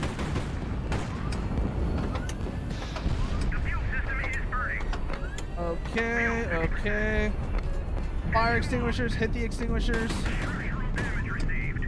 Go for that armpit. That's kind of our target right here. Okay, that takes care of the cruisers. Woo! I thought we were gonna be fucked there. I thought we were done. I thought we were going to die there. Oh man, that was bad. Ever ready? Yes, very much, please. Let's see here. Is there any fuel or ammo that needs to be secured? There are fuel tanks that need to be secured. So that is first. Then what out of all of these has the least integrity? That would be the MP404, so that's next. Just gonna grab everything we can off of this strike group. Grab everything I can. We're not gonna be able to do that. Let's take a risk on the crew cabins. Shit! And casualties. Okay. Now we have to get the Gladiator repaired. So we go shipworks, repair this one. Enough to get the landing gear on. Once we have the landing gear on, we can put her in the docks. So we're gonna have to wait about 3.5 hours for that. Once that's done, like I said, we'll put her in the docks and that'll take care of that. I don't like this situation. Like I said, we lost the aardvark. Means we basically lost our fast strike asset. We still have the Gladiator, fortunately, and once we get that taken care of, now we can go again, go to the shipworks and actually put the Gladiator in the docks for the real repairs. Which is gonna be... Oh, you're off balance. You are very off balance. Damn. This is scary. This is quite scary. So bring ourselves into position as before. And then we'll see if we can get you down. Come on, come on, come on. Okay, we're good. We are good. We are good. Alright. Get this down onto the pad. Is it gonna be too big to fit in the 34 dock? I think it is.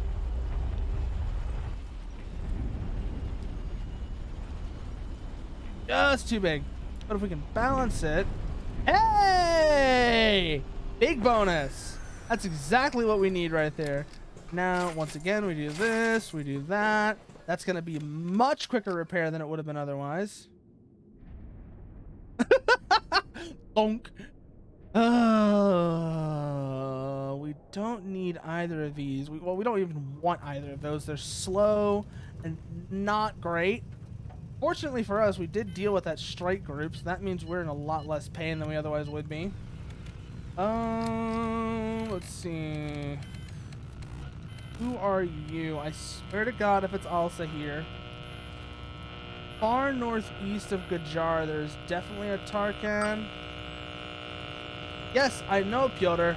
One of the locals must have sent it. Now the enemy knows we're here. Yes, I am aware. I am aware. I know. We just had to fight off a strike group that knew we were here. They already knew we were here, Pyotr.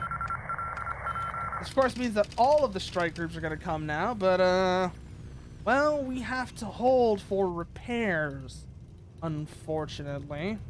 And fuel. Once we have both, though, we'll be fucking off to a cod. Thermal signature detected. Attention, new target on the radar. Yay! Fuck. Oh, thank God our aircraft are actually back up this time. Oh, that's coming in fast. 4282. What is it, a ballistic missile? What is this, a ballistic missile? Oh, boy. I bet you it is. How much you want to bet this is a goddamn ballistic missile?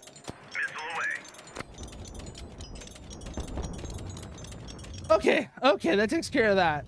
Well, that was going, actually, that wasn't going fast enough to be a ballistic missile. That was probably just an A100, but damn. Whoever the fuck is launching those hates us. Thermal sig- Missile launched.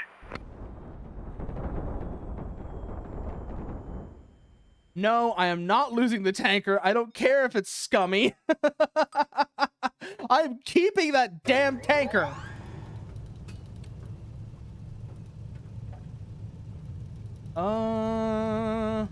Wait, what the fuck? Where's Shabbat and Leo? Where's the aardvark? Did the aardvark fuck off? Because we have the Gladiator, the Aegis, the Patronus, and the Enterprise. And then was the aardvark, unless... Oh, no. Because Gladiator's damaged, so... This is after we this is after we hazed the strike group. Okay. It's fine. Okay, so you're first.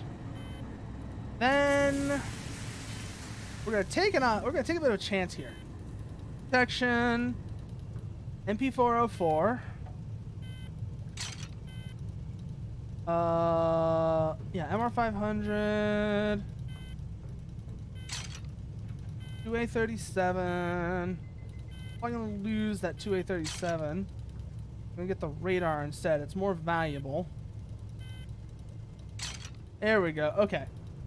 Didn't get the thing from the crew cabins, but at least this time we don't have to worry about crew casualties. As before, we're gonna go here and we're gonna grab the repairs on the Gladiator. Just enough to bring her into the docks. You're not damaged. You're not damaged. You're not really damaged, but might as well just to be. Hey, you want to see me land this thing? You want to see me land this thing? This thing is enormous, by the way.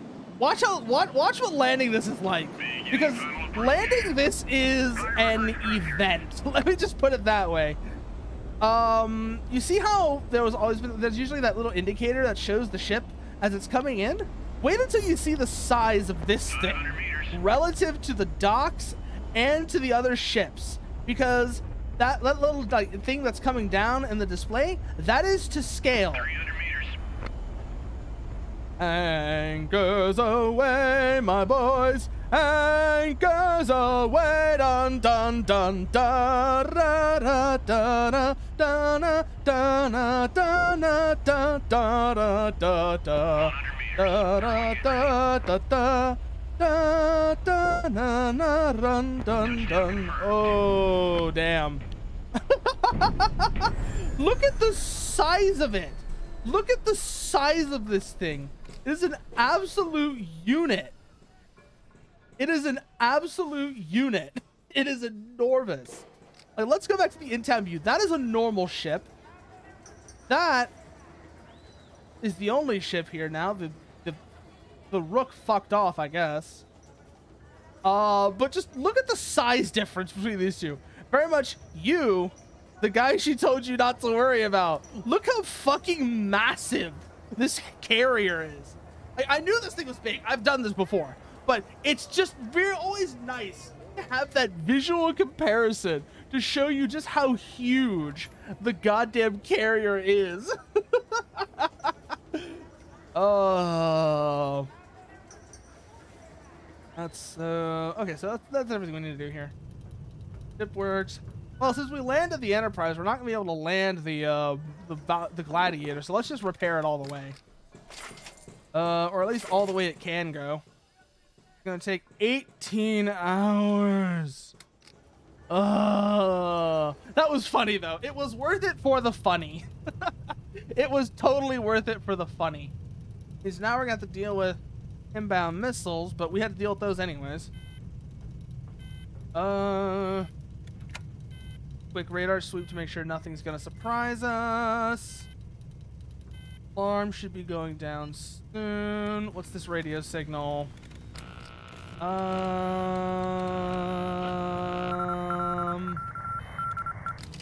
It's Alsa here. Shut up, Alsa here. I'm busy.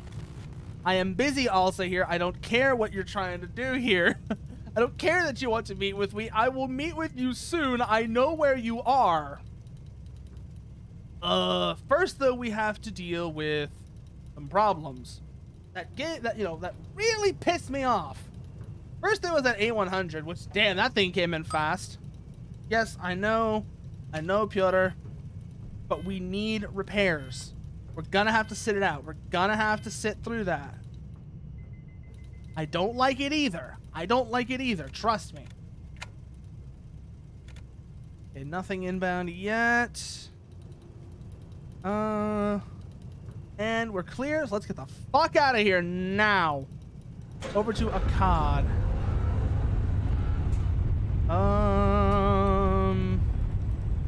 Actually, no, let's go to Bahram first because it's on the route. And considering that, we're probably going to get picked up by the Bahram garrison if we don't. So, you are good. You out. Come back in one piece. 305. This is 305. You guys hold here whilst the gladiator goes into attack. We're also going to prep an air group to hit them before the gladiator arrives.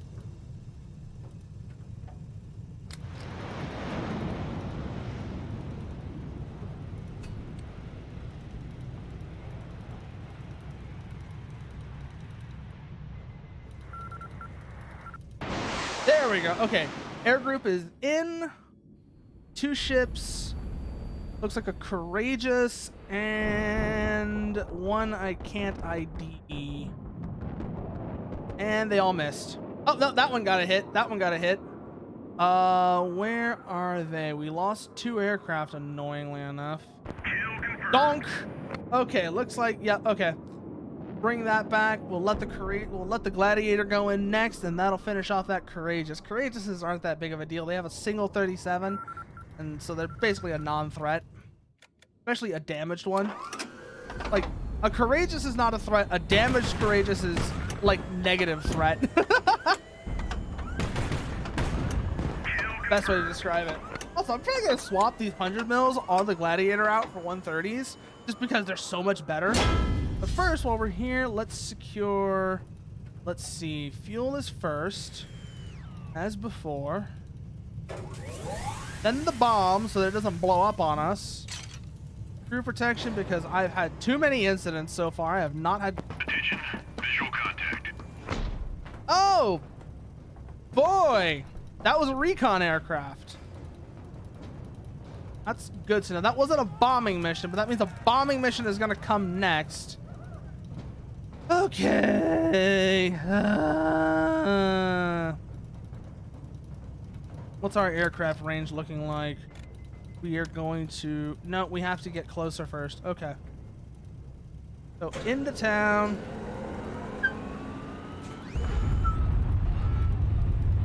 Have to move ourselves into town. Visual contact. Oh, that's a lot more. That's a lot more.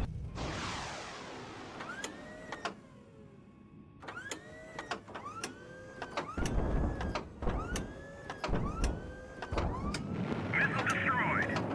The fuel system is... Okay, we're fine. We're fine. We're fine. We're fine. Fuel Let system them... is on fire. Let them get clear. We'll be okay.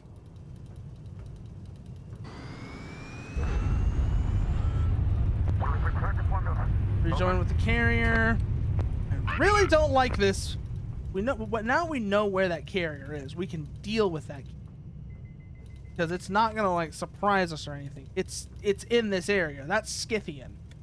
So let's return the favor, shall we? And let's do it big, because that was quite rude, Scythian. So, let's see how you like it when somebody does it to you, huh? I bet you won't. I bet.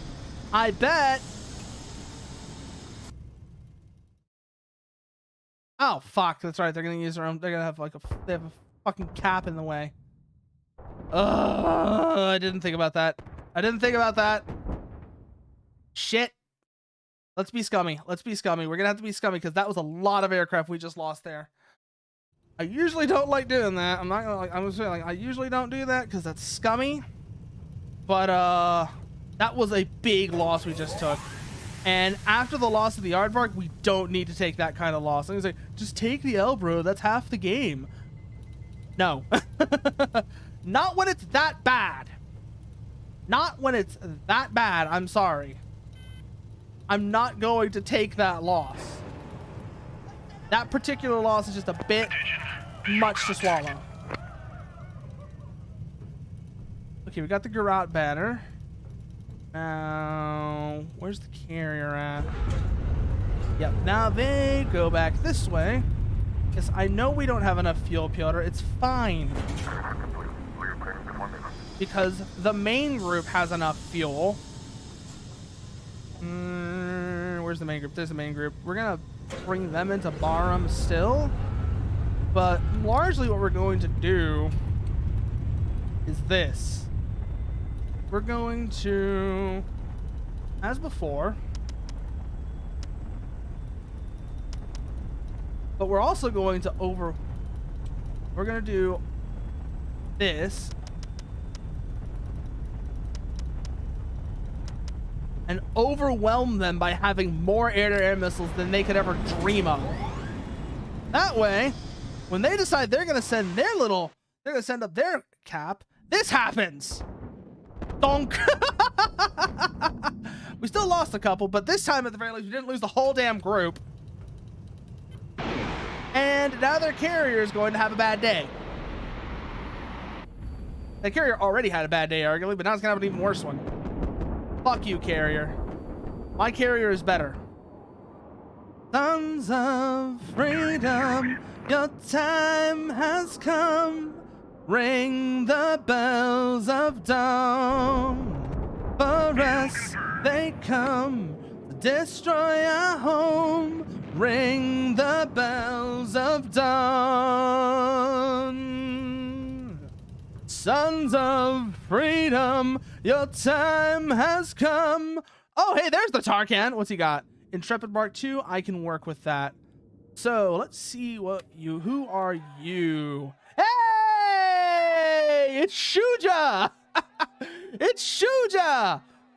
Shut up, Tequila. What do you mean stop singing? Why stop singing, huh?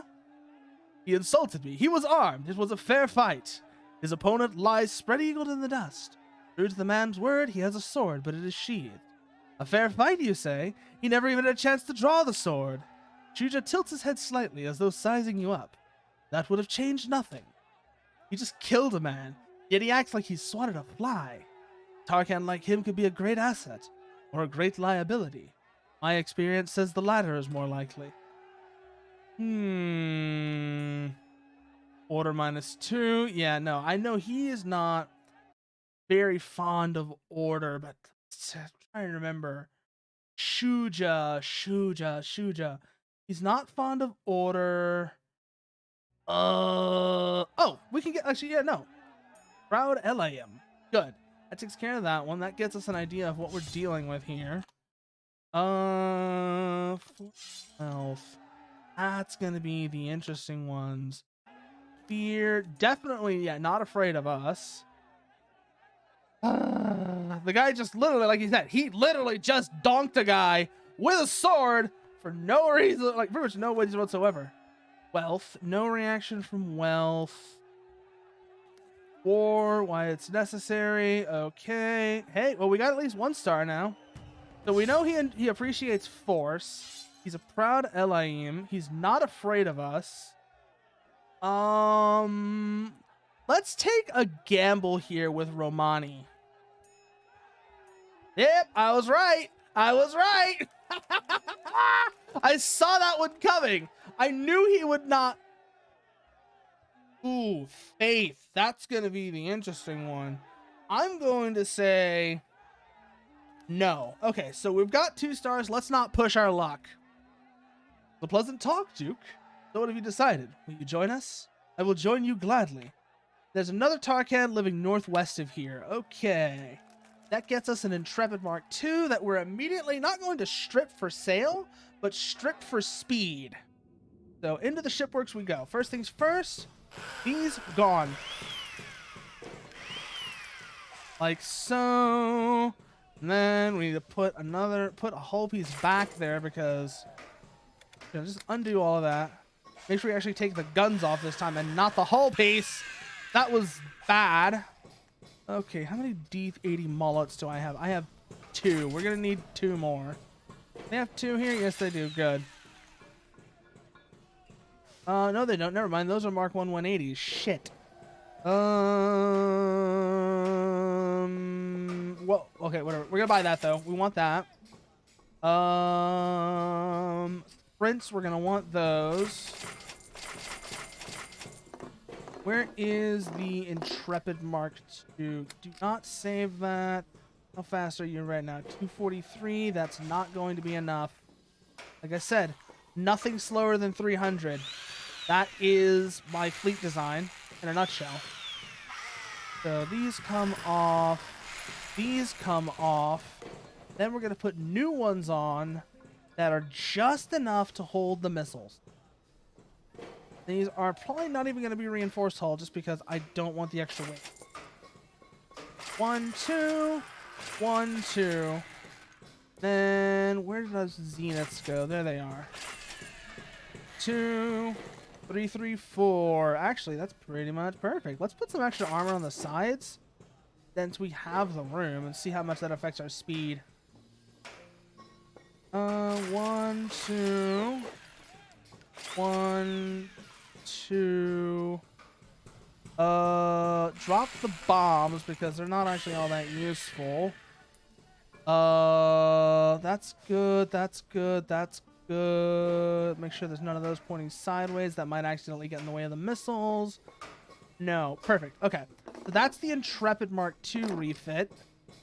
Okay. Now, how many aircraft do we have? We have 6. Lost a lot more than 6, though. Holy shit. Yep, this is going to be an expensive repair. That's for sure. What all do we have here that we can sell? We have these MR500s that we can sell. We're never going to use those. We can sell that. We can probably, we're going to sell off these. Well, do y'all have sprints? They have R9 sprints. No, they do not. Okay, that helps take care of our cash problem that would have otherwise happened. We need more aircraft, though. We're going to need a lot more aircraft because, oh, damn, we burned through a lot of those. That's good, that's good, that's good, that's good. Good. Gladiator is being set up. We're going to need 2 more D-80 Molots, so we have to keep an eye out for those. Put those on. That'll be a huge fire upgrade to the ship's firepower, though. Okay, that's good. Here, we're gonna head for a COD, which will hopefully get us nukes that we can sell. Yes, that's right. We're going to sell the nukes. We're not going to use them unless they're A100Ns. Then we'll hold on to those for later. A100Ns are a little different. You'll see what I mean soon enough. You'll see exactly what I mean soon enough. Any 100mm we can get rid of. We're not going to use it. No 130 laser guided. 180 procs, 130 procs. We should probably get some 130 procs just in case. 100mm incendiary, 130 incendiary. No, no. That's good. That carrier is gone. So we don't have to worry about it anymore. Monsoon is still up there, so they might be an issue. Oh, there it is, there it is, there it is. Swear to God, also here. If it's you, it's not also here. Good. I wonder who it is. Probably coming. Oh, it's coming from the south. That's actually kind of not a bad sign that it's coming from the south. It is Serpentine, Shiloh, Akkad, Owl. So if we head for Akkad, we could maybe intercept them. That would get us some much needed money. So let's do that actually. Head for Akkad. In the meantime, we're going to send the Gladiator out to go say hi. The overall fleet speed. The Gladiator is slightly faster. Okay. Orders confirmed. We are heading to the objective now. Gladiator will give us that fast strike capability we need. At speed, the Gladiator can get ahead. Okay. They have Gladiator MRL. Slogger, and 2 Courageous. Let's go for the incendiaries to try and fat shame the Gladiator MRL. Then everything else we can deal with normal ammo.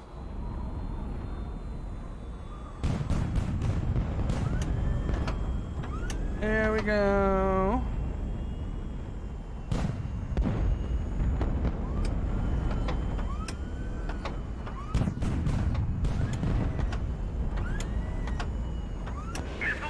Missiles are out. Ow, ow, ow, ow, ow, ow, ow, ow, ow, ow, ow. That kind of hurt.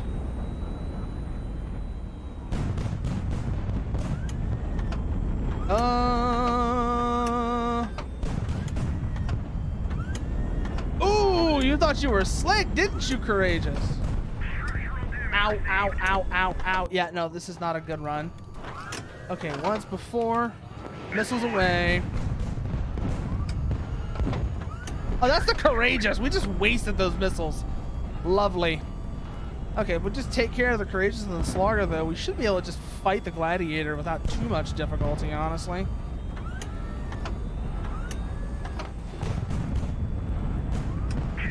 That takes care of the Slogger. That just leaves the Gladiator, which now that it's isolated, should be a bit... Never mind! There's another Courageous. Okay, bring ourselves up, bring ourselves up, bring ourselves up. Let's see if we have any of that laser guided on us still. No, we do not. Okay. Or at the very least, it's not loaded. Which is less than ideal, to say the least. Ow, ow, ow, ow, ow, ow, ow. The enemy has been destroyed. Sit down. Be humble. Bitch, be humble. Sit down. Be humble. Sit down. Okay, we need to get below them. Just remember, the armor's all on the top.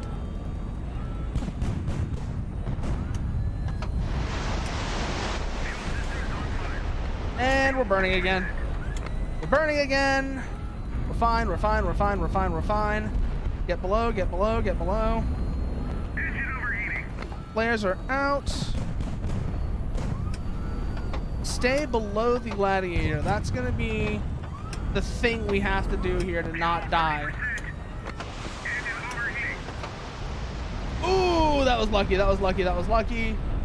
Get ourselves up and close now. Oh shit, we're almost out of fuel. We're almost out of fuel, we're almost out of fuel, we're almost out of fuel. This is bad, bad, bad, bad, bad, bad, bad, bad, bad, bad. Fuel system is on fire. Hit the extinguishers, that was our last one. There they go. Woo! We did it! We did it! Oh, that was close. That was super close. I was afraid that wasn't gonna work. But, okay, the Gladiator is alive, and that's kind of what matters here. We're going to go for that D80 Molot first. That A220 we're never going to use, so it's fine. And then from there, we'll see about maybe grabbing that Fab 1000 if it hasn't blown up by then. Good. What's an SK2M? That's an evac pod. We could probably sell that. Something, I guess. Survivors would be useful to have. We can press gang their crew into service. Sure, that's not my crew, but I can, like I said, I can press gang them into service. You know, make this like, hey, you're on our side now. You're fighting for us. Deal with it. We made it to a COD though. And okay, the Gladiator is in good enough shape to land. So let's bring her down. We're probably not gonna be able to fit her in that 90 dock, but let's give it a try.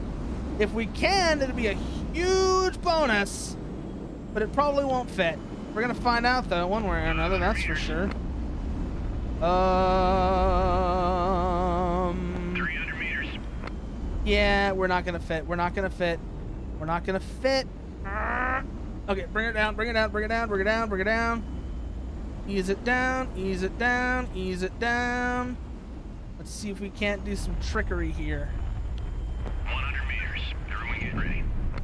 No, we're not gonna be able to do any trickery here. Okay, never mind. Oh, maybe, maybe, maybe. No, no, no. Yes, yes, yes. We got it. We got the 90 dock. It took a little bit of trickery, but we got it. Ooh, that's a weird landing. That was a weird landing, but hey, a landing you can walk away from is a good landing. If you can use it, if you can take off again afterwards, it is an outstanding landing. Near the city, we discovered a smooth, level platform dotted with low concrete domes, each topped with a steel heavy lid. It took us a while to pry one of them open. Inside, we found a wide, deep shaft. In the very center of it, we discovered the smooth, white nose of a missile. That's the nukes. Yeah, get those on board the ships now. Seems our enemy's nuclear arsenal is far larger than we had expected. But these missiles, yeah, do it. Okay, A100N, that will be important. Those are very important. If the more of those we can get, the better. A100Ns are going to be extremely important later. You'll see why. You will see why. A100Ns are the most important nuclear missile in the game. Really, yeah, no, they are. They are very useful and very important. So, okay, that's a save point. Good. There's a hidden city back this way. Then there is a Tarkan northwest of Barum that we need to go and find. We're not gonna need to. Yeah, actually, we're gonna want to go and find. That's probably gonna be Zemarime. So we're gonna want to grab that. One moment, please.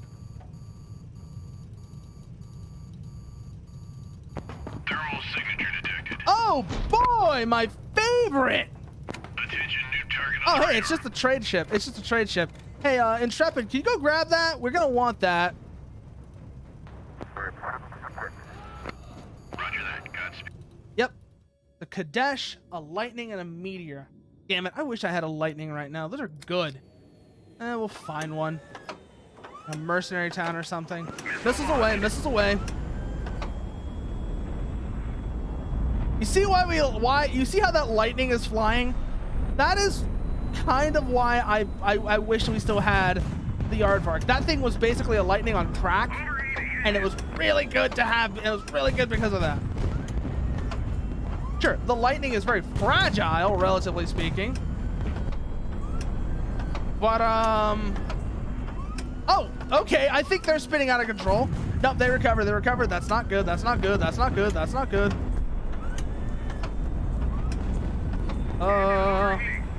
There's the lightning.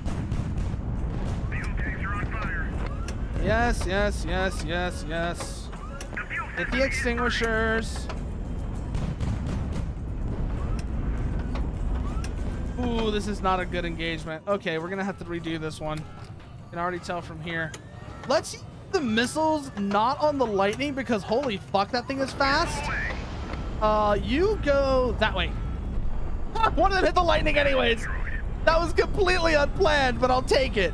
I will take that hit. Thank you.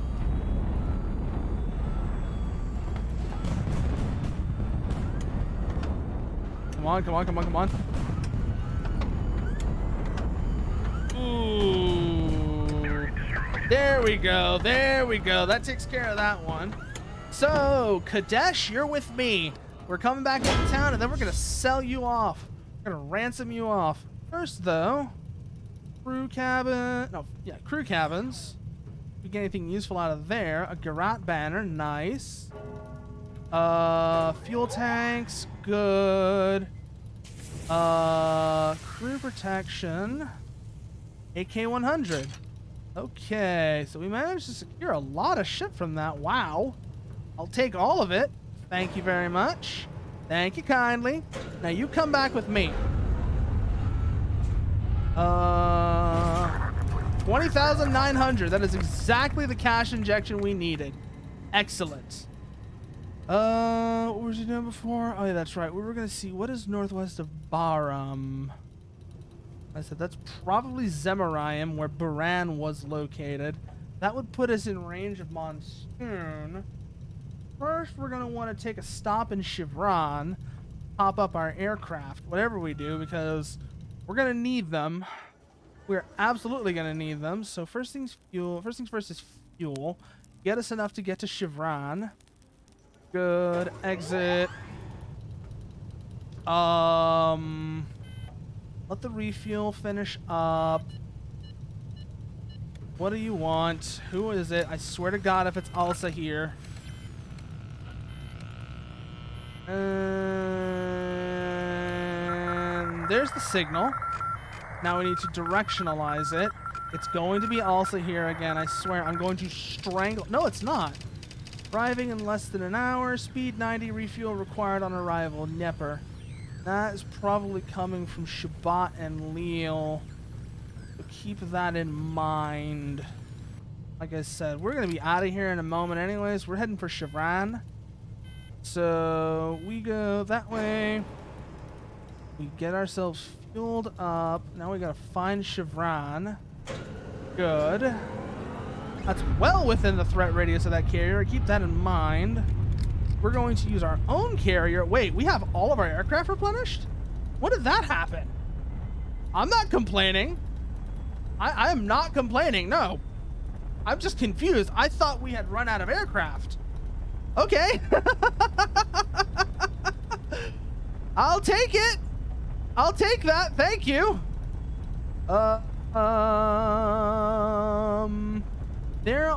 They're still grounded, so bombs it is. Okay. As before, we're gonna let the Gladiator... Wait, no, we didn't even repair the Gladiator. Shit. We're gonna let the Intrepid? No, we're just gonna have to do it all with the airstrike. Okay, because neither of them are in great condition. I forgot to repair them. Okay, let the aircraft, aircraft out. Go on the attack. 30 bombs should be more than enough. Unless they drop them all in one target. Which has happened before and is annoying when it does, but it should be okay. That's the first one down. Second one down. Still at least 3 more aircraft groups coming in. The enemy has been destroyed. And good. That takes care of the garrison. Now we are clear to enter Chevron. Once we do, we will effect repairs and begin strikes on Yezid, because I'm pretty confident that aircraft carrier is still there. Okay, I thought I heard a radio transmission there just now. Gladiator needs to land immediately, because holy shit, that is a lot of damage. That is a lot of damage. And it was only made worse by our weird landing attempt earlier. We went and landed that, and then we didn't actually even repair it, which means we wasted that landing like an idiot. Okay, bring her down, bring her down, bring her down, bring her down, bring her down. Use the reheat to get ourselves oriented. Oh, hey, this one's actually wide enough for the ship. This dock's actually wide enough for the ship. Okay. Okay, we're good. We're good. We're good. We're good. We're good. We're good. We're good. We're good. We're good. We're good. Excellent. Get that down, and then let's see what we can do about this. The Doyen hurries to your ships as soon as they arrive and invites you to feast in honor of your victory. The city seems to be in the middle of a great festival.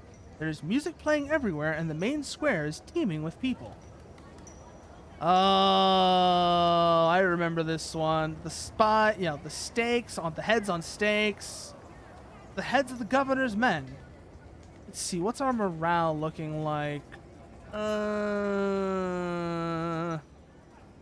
Insulting the LIMs. What's our worldview look like? Garat or Romani? Force we need to keep down is the problem. Because we're going to need a low force score later. Garat -1, that's fine. Kindness +1, that's fine. Doyen and his retinue appears surprised by your reaction. It seems the feast at the Doyen's home will be called off. Yeah, I don't want to increase my force score is why. I need that to be down for later. Okay, so repair you. Good. And then, do y'all have any more D30 Molots? That's the next question I gotta ask. And it looks like they don't. Lovely.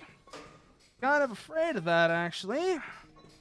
Because like I said, we need D30 Molots. really need D30 Mullets, but hey, they have plenty of KH-15s. We can restock those here. Do that real quickly. We're gonna use these later so they can stick around.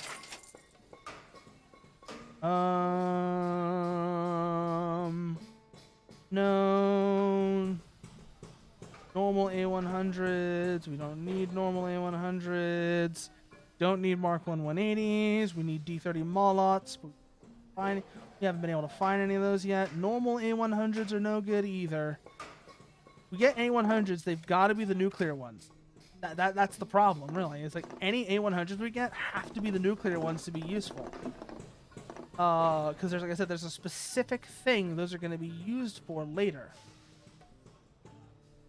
Over here, as it is 290. We take this off and get some speed back.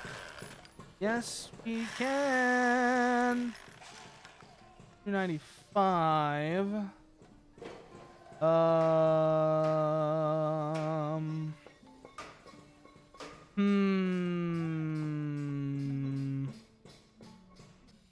Ammo is not going to be something we can remove because we're going to need that later.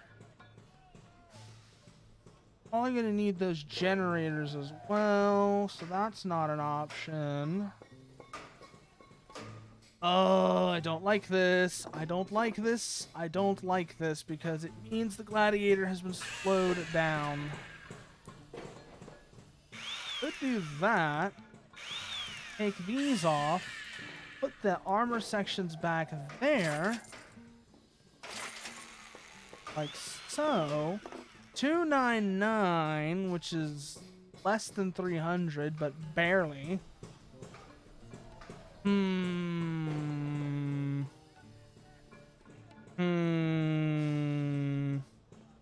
Evac pods come off. That's the answer. We strip out the evac pods because ultimately I'm good enough at flying these things. I don't really need them. I'll just abuse the shit out of the restart mechanic, out of restarting. I'm only kind of joking. Save that. Intrepid Mark II needs repairs as well. That brings that up to 306. Perfect. Now for the Aegis. Well, we've burnt off all our offensive cruise missiles. What about our defensive missiles? We need to replenish 2 of those. That's done. Then we need to replenish our offensive missiles. We don't want to use the nukes for this. Never want to use the nukes for this. Because going nuclear ends badly. I explained this before. We don't push the button. It's not easy. We don't push the button because we can't. We don't push the button because they have more of them than we do. So we stay away from the nukes until we absolutely have to. That's good. No, don't save that. It's already getting repairs. Is there anything else here we need? Halon, that's not important. That's good. That's good. What can we sell out of these that we wouldn't miss? We're gonna want to hold on to those A100Ns. I mentioned this before already. They'll be useful later.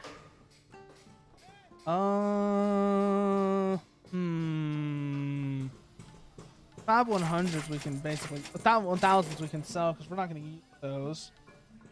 SK2Ms we can sell because we never use those either. KH-15s we're going to hold on to because we use the shit out of those. Also 75s can stay because those are useful.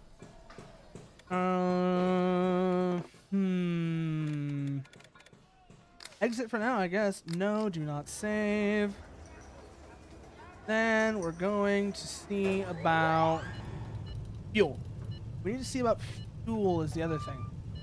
We're going to want at least enough to get to Zemarime. We're gonna do that. We're gonna get enough to like Suva. You know, let's do enough to get to Yezid. That way we can bully that carrier if we have to. Assuming it's still there, of course. Again, that was like 5 days ago. It might have moved.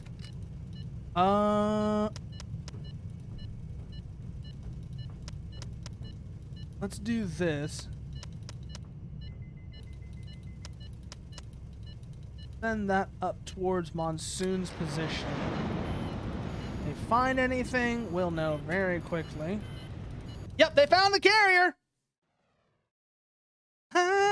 Oh my god. Every time, I swear to God, it's like I just go immediately for the fucking danger zone. It's terrible, I know. But okay, we managed to break through.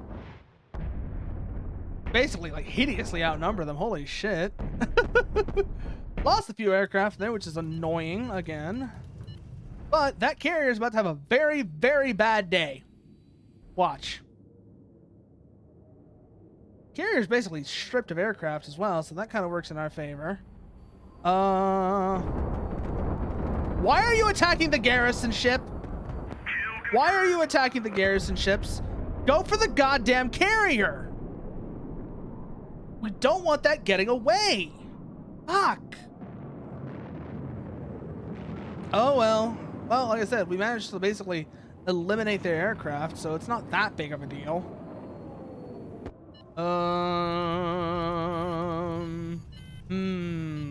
But now that we know that carrier is there, and it's probably not going to be running away anytime soon, we can take advantage of that.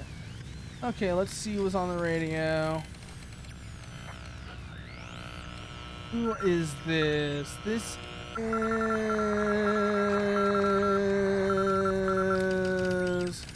Aquamarine, arriving in 4 hours, course north-northeast. Means they're probably going to Yezid. Keep that in mind.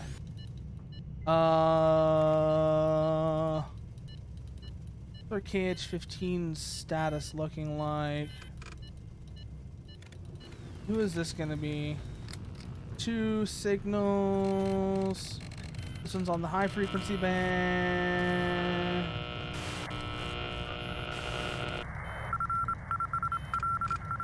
That would be... What? Oh, hey, it's this event! I was awakened in my cabin by a messenger. Admiral, sir, the Grand Duke has asked you to come to the bridge. Something was wrong with the ship. The crewmen in the wheelhouse looked distressed and confused, their eyes vacant and lost in thought. And yet, he was completely calm, a stark contrast to the rest of the room that I found oddly fascinating. But when I looked out the porthole, I saw the reason for their alarm. According to the clock, the sun should have been rising. The world behind the glass was pitch black. The ship's searchlights were weaving around frantically, scouring heaven and earth in a vain attempt to slice apart the all-consuming darkness with their narrow beams of light, man-made light. Oh boy, here we go. The men are scared, Mark. You'll need to do something to reassure them. You must address the crew, Duke. Duty calls. I want to hear from you first. What are your thoughts, gentlemen? This can only be a solar eclipse. Tell the crew it will pass. The nuclear war to the south could have kicked up a cloud of ash. An enormous cloud of ash. Assemble all hands. I'll talk to the men. Let's check our worldviews. I know what we're doing. Brothers and sisters! Your voice rings out over the crowd like a benevolent incantation. Silence falls. The men are listening. The end of the world. Do not wait for the darkness to fade. The sun will never rise again. Your right hand stretched out to the crowd. The Romani and all the peoples of Gerat, heed my words. You must be strong. Know that all of this has been preordained. The day of reckoning is at hand. Let's see if we manage to succeed this faith check. Now is the time. Shakor al-Farah. Yes! Yes! Success! Success! Your words strike the Alaeans in the crowd like a thunderclap. Shakor al-Farah! Shakor al-Farah! The crowd hums louder and louder. Like madmen, they repeat your last words again and again. This is unnerving, Pyotr. Are you sure he's in his right mind? Should we say something? He is the lawful heir of the dynasty, Sharif. We swore an oath to him. And let's see what that does for Dowd. We're gonna lose Dowd. I know we're already gonna lose Dowd. That's not that big of a deal. Come on, get those KH-15s loaded. We're gonna need them. This is gonna be then. I said if it's also here, I'm gonna strangle him. Oh, that's very close, whatever it is. That's concerning. It is in Shubat and Lille, going 90 course north-northeast, Dnieper. They're going to Zemaraim, okay, which is basically where we're headed as well. We might be able to do something with that. Probably not, but let's see. So that carrier in Yezid is gone, so we don't have to worry about that anymore.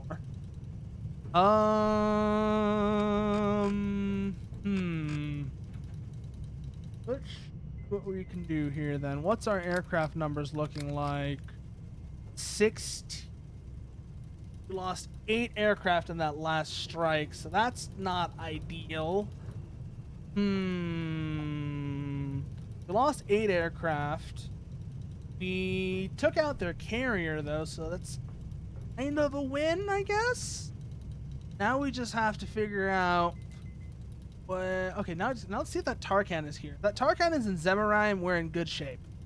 If not, well, we're gonna have to replan. We're gonna have to figure some things out then. Besides, Zemaraim is an intel center, so we should be able to get something useful there anyways. So we're gonna go for just take out the garrison with aircraft. Not worth it. Oh! We found Baran, by the way. So that's something. I didn't think they were gonna be here. Well, they're not here anymore, that's for sure. The enemy has been destroyed. They're definitely not here anymore. Target destroyed. Holy shit, they got yeeted. Target destroyed. Okay, now that just leaves this last ship, which is already, now it's having a bad day. Okay, looks like we'll be more than... Okay, that one might still be alive. Target destroyed. Or not. Okay, that one's gone. So if there's anything left in Zemaraim, it's basically a non-threat. So let's just head there. We can regroup with the aircraft, send the Gladiator ahead to finish them off. Come back in one piece. Good, that is just the Gladiator going that way. Good. I was kind of afraid it was going to do the thing again where... Warning, radar emission detected. Give me a direction. So that's probably going to be in... Okay, so let's actually just erase our markings. They're no longer necessary.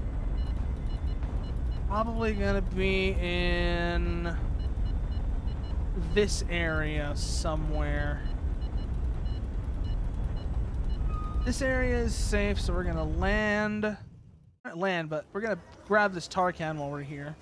Before you can approach the ship, you hear a guard's loud voice telling you to stop.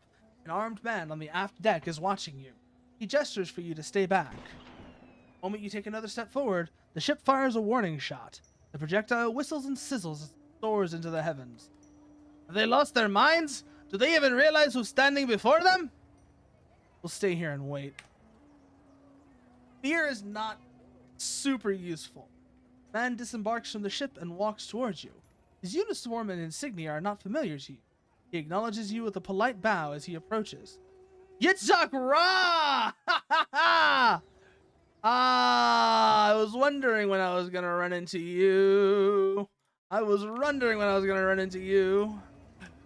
Very proud, Romani. Yes, we're going to take advantage of that. Speaking of which, we have something for him. We are at war with Kiva Tarkan. Perhaps we can be allies? Let's give him the Empire Cross first. A truly priceless gift. So we got 1 star with him, that's for sure already. Let's see what else we can get. The Romani Empire and how the LAMs need it to survive. Well said, Duke. He hates LAMs. Okay, that's useful to know. Romani.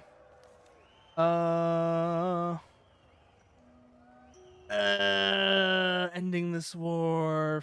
Force. This could go badly. Actually, no, we have 3 stars. Fuck it. We have 3 stars. If we only had 2, I was going to gamble for it, but we have 3. It's fine. I will join you gladly, Grand Duke. Northeast of here is another one. Okay. Right now, we're just playing Tarkan Pokemon. That's the only way I can think of this. Is literally Tarkan Pokemon. Gepard Mark II has those. Has a lot of them, actually. Wow. Some of them are kind of awkwardly placed, though. I'm gonna address that. First things first, these can go. We need the speed. Like I said, we don't want something that's going to drag the rest of the fleet down speed-wise. Those can go. Those can go. There we go. Now it's in line with the 300 plan.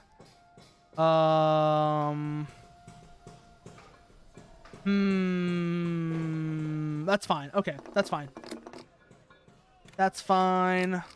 That means that if there's anything that decides it wants to try and get zesty with us, we can give it a bad day. Hey, we found the strike group. So now we know where that strike group we were picking up is. And then another tactical group. We just missed where. Oh, it's up here. Okay. It's an It is werewolf. Okay, so we have a strike group and tactical and aircraft carrier group werewolf to worry about. We're going to regroup the fleet.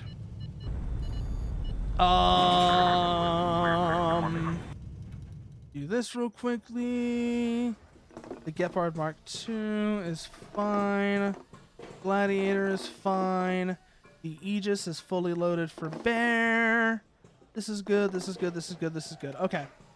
Gepard Mark II is basically a defensive ship. It's going to increase our fleet screen, basically our ability to like fend off missile and aircraft strikes. That's kind of handy to have, actually.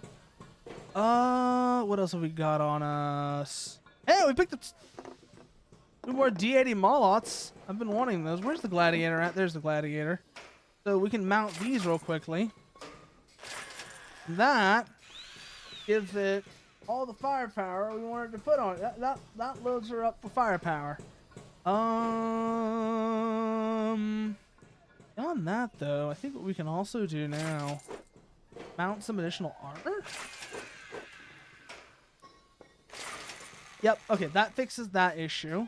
Makes the ship a little bit beefier. That's good. That's good. That's good. That's good. And I think that's everything there. Okay, so yes. Okay. Actually, no.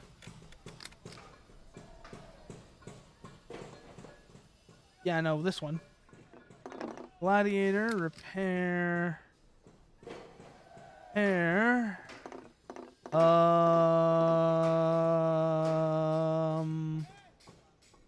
Whatever, leave it. We'll leave it for now. Exit. Okay, that's done. That's all done. That's our Gladiator variant done. We know Nepper's approximate position. It's going to be heading into Agtash. We could probably take advantage of that. Let's get a recon aircraft up so that we can get a look at its position. See where it's headed. If we don't see it, we'll send the aircraft southeast real quickly. Okay, we have found Nepper. Aircraft retreat. You are not to engage. You are not to engage. I just needed it for recon. Now that we know its position, then out of KH-15P. See how it likes that. Let's put it like here roughly. That way the Seeker can try and pick up on anything that might be in the area. Hey, found it! Found it! Fade out the sprints. Good. Now we're going to use the other 3 KH-15s to continue the hazing. If we can, like I said, if we can haze this strike group, fuck, we missed. That's not ideal. We still have plenty more KH-15s to use, though, so let's go into the shipworks, go to the Aegis, reload, and try again. So we're gonna go 1, 2, 3, 4. We're going to need to get a new target fix. So we're gonna need to use another recon aircraft for that. That's fine. They're basically gonna be an Ogtosh by that point. So let's send out recon aircraft. Set it towards Ogtosh and see if it sees anything. Yep, there's the strike group. In town, like I thought. We have to account for the seeker activation, remember. So that can go there. You can... That can go there. Launch. All aircraft RTB.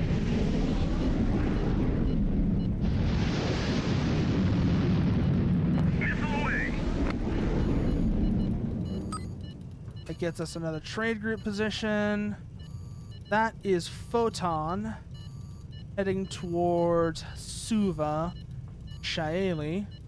We're gonna head ourselves up to Tushan once we've dealt with this strike group. Shouldn't be that big of a problem. First missile intercepted. Here comes the second. You just bait out their own SAMs. Good. Third missile inbound. That will... What is it going for? It's going for that cruiser. Okay. It's going for one of the strike group. That's what matters. And fourth missile. Which one is it going for? Going for the fat one again. Okay. Now that answers that question. Now we know there's no carrier here, so we can basically send in an airstrike with damn near impunity. Let's do that. Quickly. Again, just continue the hazing. We're going to haze the shit out of this strike group with aircraft and everything basically that we have, because that's the whole point here. We've got the strike group on the ground. We're going to capitalize. We're going to capitalize on that. The enemy has been destroyed. Why wouldn't we? Okay, it looks like we've taken out one of the cruisers. Can we get 2? Probably not. Okay, all aircraft are safe and sound. 1 cruiser down. Let's see what we can do about the rest. Actually, while we are here, let's check, see what kind of aircraft ordnance they have here. Air-to-air missiles are always good to have, trust me. No bombs, though. Rockets, okay. We don't want these. These are useful. Check here. Do we have anything we don't need? 340 rockets, 130 procs, 130 laser guided are all good. We only have the 100 kilogram bomb left. We really need aircraft bombs. I don't like this situation at all. Like, we really need aircraft bombs. And that is just the fact of the matter. We need aircraft bombs. We don't have aircraft bombs. We're gonna have it's gonna take significantly longer to deal with that strike group. Meantime, load up our last KH-15. Get that on board. Check the carrier's status. Get those aircraft loaded. They don't have any more here, so that's fine, I guess. It's gonna cost us a fair bit, though. Let's see. If we get rid of some of these, let's do like 200. That'll get us a bit more money. We need right now. Okay, we're fine with that.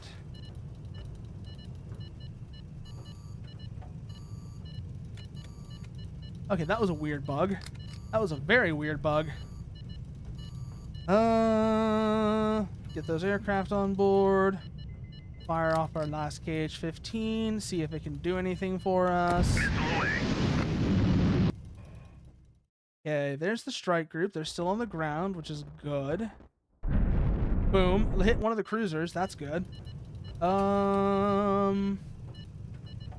Let's see here. Aircraft status. Most of them are still not ready. Come on, come on, come on, come on, come on. New radio transmission. I wonder who it is. I swear to God, if it's Alsa here, I'm going to strangle him. I've said this before. I'm tired of seeing Son of Sayadi. Alsa here wishes to meet with you. I know you do, Alsa here. You only have to send that message like once or twice. Fuck. Yeah, now we know for sure that he's in Tushan, though. Or no, Urgut. He's in Urgut probably. Actually, never mind. Why did I say Tushan? He's in Urgut. Okay, whatever. Never mind. Doesn't matter. What matters is we got to deal with this. This is our priority right now.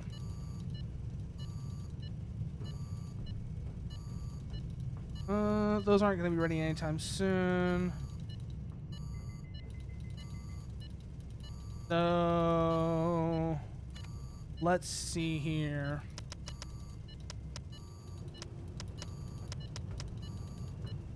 That'll work. Off to Ogtosh they go. Continue the strikes. Like I said, we just need to get rid of this strike group. If we can get rid of the strike group, oh my God, they still have SAMs. Oh, I thought we had taken care of all their SAMs already. Guess not. Oh. See how much damage we can inflict with this airstrike.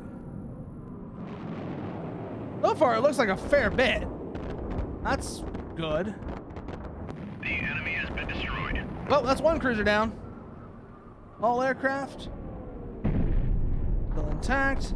Last strike is off. That's 2 cruisers for 1 aircraft. I will take that. I will take that. That is a fair trade. That is an absolutely fair trade. So now we gotta wait for the aircraft to get back.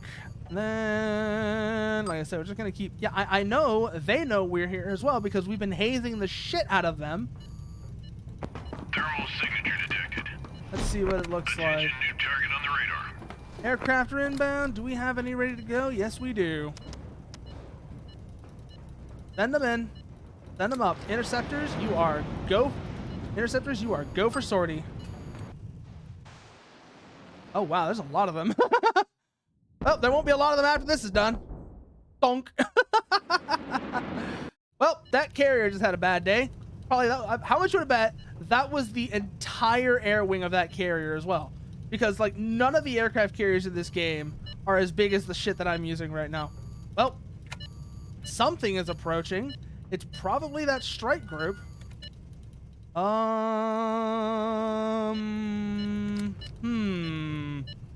None of those are ready for launch. We can easily outrun that strike group if we have to. Honestly, we don't have the fuel to run is the problem. So let's supplies, fuel. Let's get enough to get to Tushan at the very least. Attention, new target on the radar. Yep, there's the strike group. Yay! This is gonna get interesting very fast. Intrepid and Gladiator, you're up. Go get those cruisers. Or at the very least, buy us some goddamn time. Come back in one piece.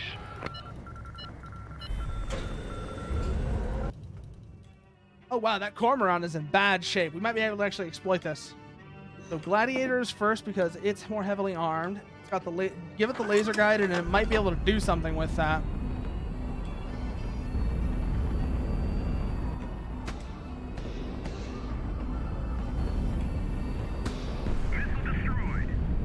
Ooh, that was bad actually. That was bad. That was bad. Forgot we had the missiles. We should launch those off before we do anything else. Missile launched. Engine overheating.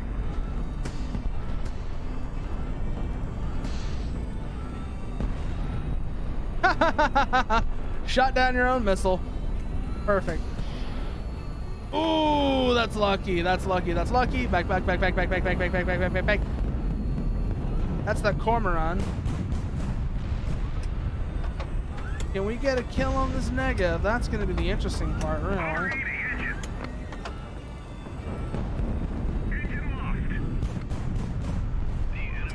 There goes the negative. That leaves the Cormoran, which is in far worse shape and therefore far less dangerous. Oh wow, that Cormoran is listing badly. We can move, move, move, move, move, move, move, move, move, move, move. Okay, let's go in for another attack. We basically used that laser guiding. We used that shit perfectly there.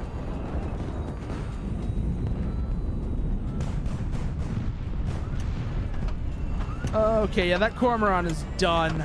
That Cormoran is absolutely done. Really, now it's just a game of finishing it off before it can hit us with, you know, do too much damage to us. Okay, that takes care of the Cormoran. Woo! Scratch one strike group. And oh wow, that took a beating. That took an absolute beating in the process. Let's see here. Crew cabins or paperwork or captain's cabin. Let's go captain's cabin first. Be advised, Tarkan spotted far northeast of Zemaraim. Keep that in mind. So far northeast of Zemaraim is probably either Nimreth or Shech. So let's mark those.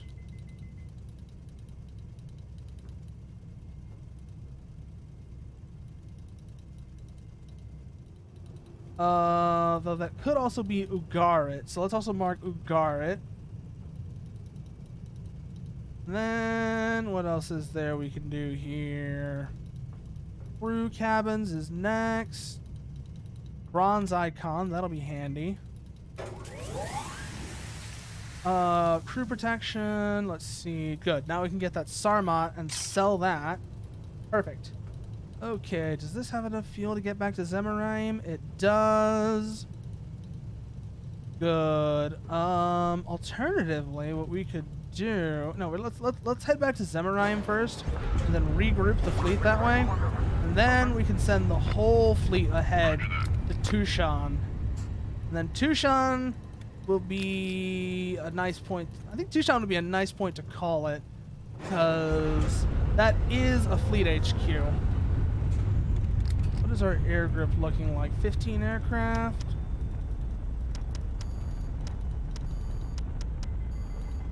Save 3 in case we need them.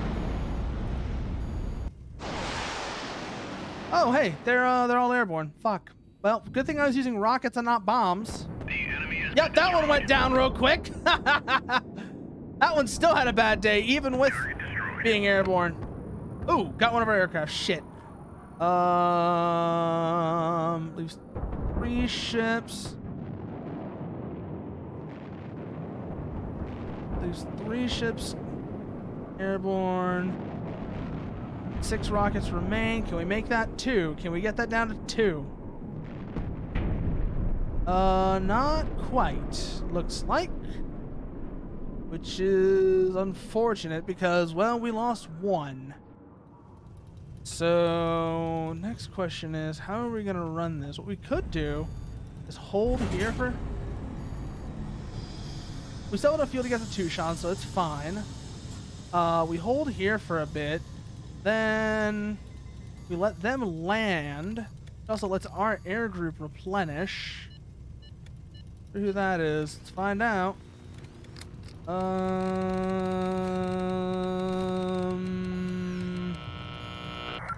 It's very close, whatever it is. Damn. They've changed their cipher key. Okay. I'm going to... Let's see what we got here. That's 2 characters, which means that might be speed. Let's try it. Okay.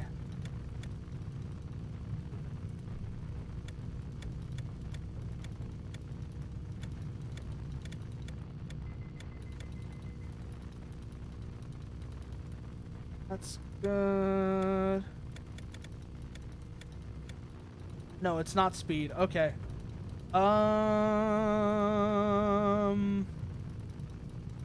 It's a 4-letter call sign.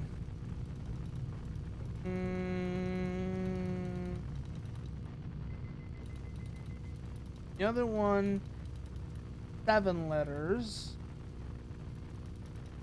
I think I know what it could be. Let's test this hypothesis real quickly. The D, no, it's not. Okay, it's not that one.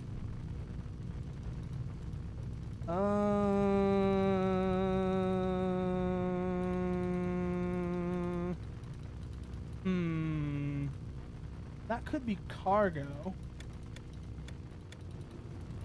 Try that real quickly. Okay.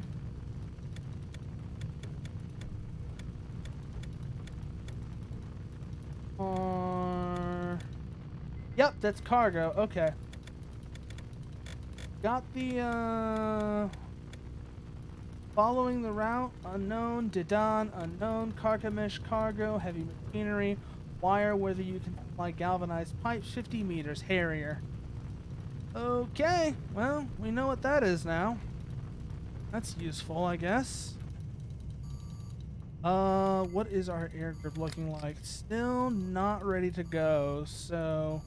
And now they are. Send them out once again.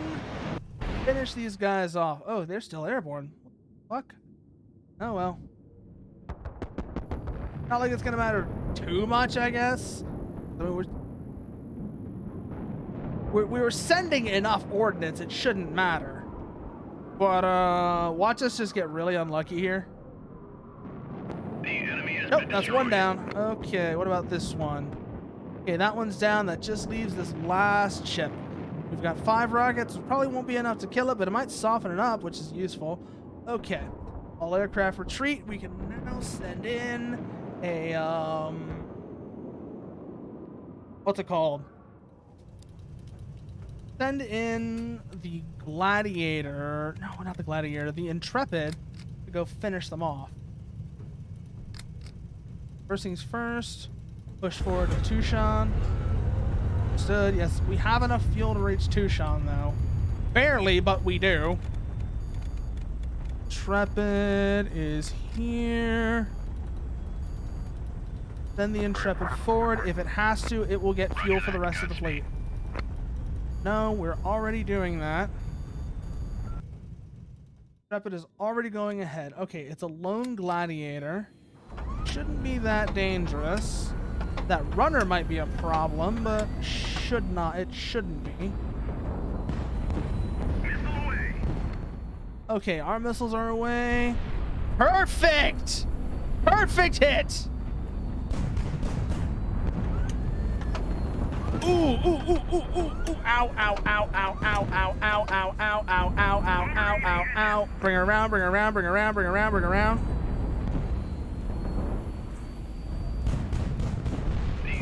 There we go. Okay, perfect. Lost 9 crew, but that's acceptable. Acceptable losses. What have we got? Fuel. Definitely want to secure the fuel tanks. Yep. We could risk it. Let's risk it for a biscuit, boys. Bosgene. Tarkan spotted far northeast of Tushan. Use caution when navigating the area. Again, that is probably Ugarit or Nimreth. But while we're here... Oh, Merlin! Hello! Thanks for the raid! Hello, everybody. My name is Furo. Let's say... Due to something, due to events involving necromancy, my soul has been bound to this frame.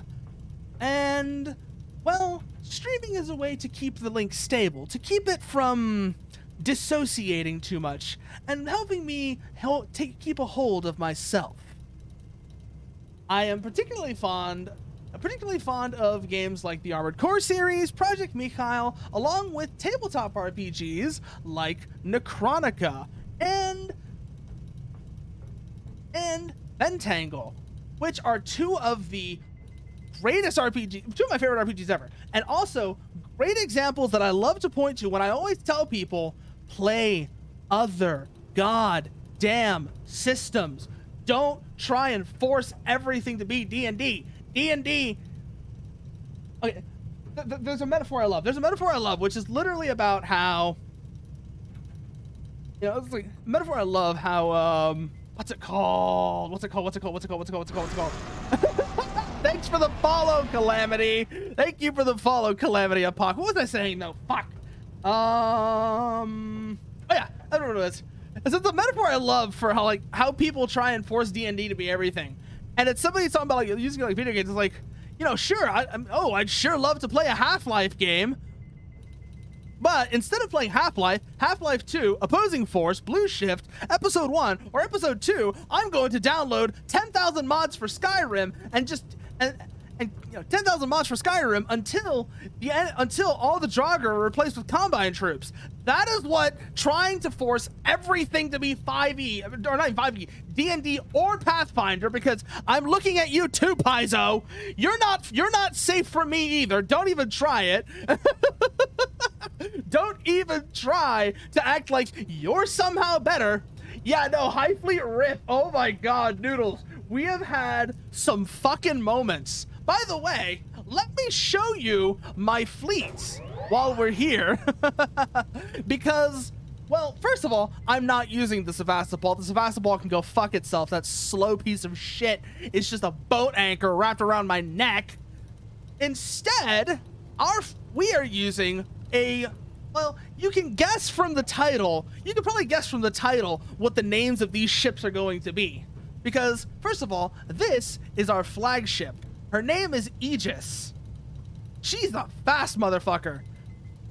Along with that, we have the Enterprise, which is a massive fucking carrier that can hold up to 24 T7s. Even when I do use the Sevastopol Merlin, I strip the fuck out of that thing. So I guess you might say I have established a bit of a doctrine. I call it the 300 plan. And what it means is I will not use I will make every ship I use must have a speed greater than or equal to 300 kilometers per hour. Because otherwise, I'm gonna get stuck out in the middle of nowhere with a strike group bearing down on me. I'm not gonna have anything in a position that can fight it, and I'm gonna get fucked on. So, being able to just cut and run like that, having that speed advantage over the strike groups is incredibly useful. It is an incredibly useful asset to have. Also, since you might enjoy this, let me actually pull up the full body for you, Calamity, because you're only seeing part of it right now, but here is the rest. Here is the rest. Come in here. We go here. We go, where is it? Where are you? So we can stretch it out real quickly. Have a look. Yep. Now this right here, this design, actually, I should mention, how I had mentioned Necronica before? This is based off of a Necronica character, because I was in a long running back from like 2017 to 2021. I was in a long running Necronica game that went absolutely ham. It was probably the best tabletop RPG experience I've ever had, and it was incredibly good fun, and really shows how sometimes it shows another one of my frustrations, and that is that a lot of people are afraid of engaging with content that might be a little sensitive, that might be a little offensive to their sensibilities, that might make them deal with difficult things. It's why the horror genre has gone, for example, has gone down the toilet. Nobody wants to deal with like really transgressive stories, you know, things where, you know, things like the original Exorcist, where there was, it wasn't about, you know, ooh, spooky jump scares. It was the question of, you know, like the confluence of psychology and religion. It was that slow burn of, you know, just how, you know, of facing something that makes us inherently uncomfortable. And it's, like I said, this is the thing. I'm a huge horror nerd, by the way. Let's just get that away right now. Aside from just Necrotica, I'm also a huge horror nerd. You know, it makes us inherently uncomfortable. And people was like, no, but I want to play this. I want to do this, but I don't want to deal with the icky parts. That's like, the icky parts are what make it good.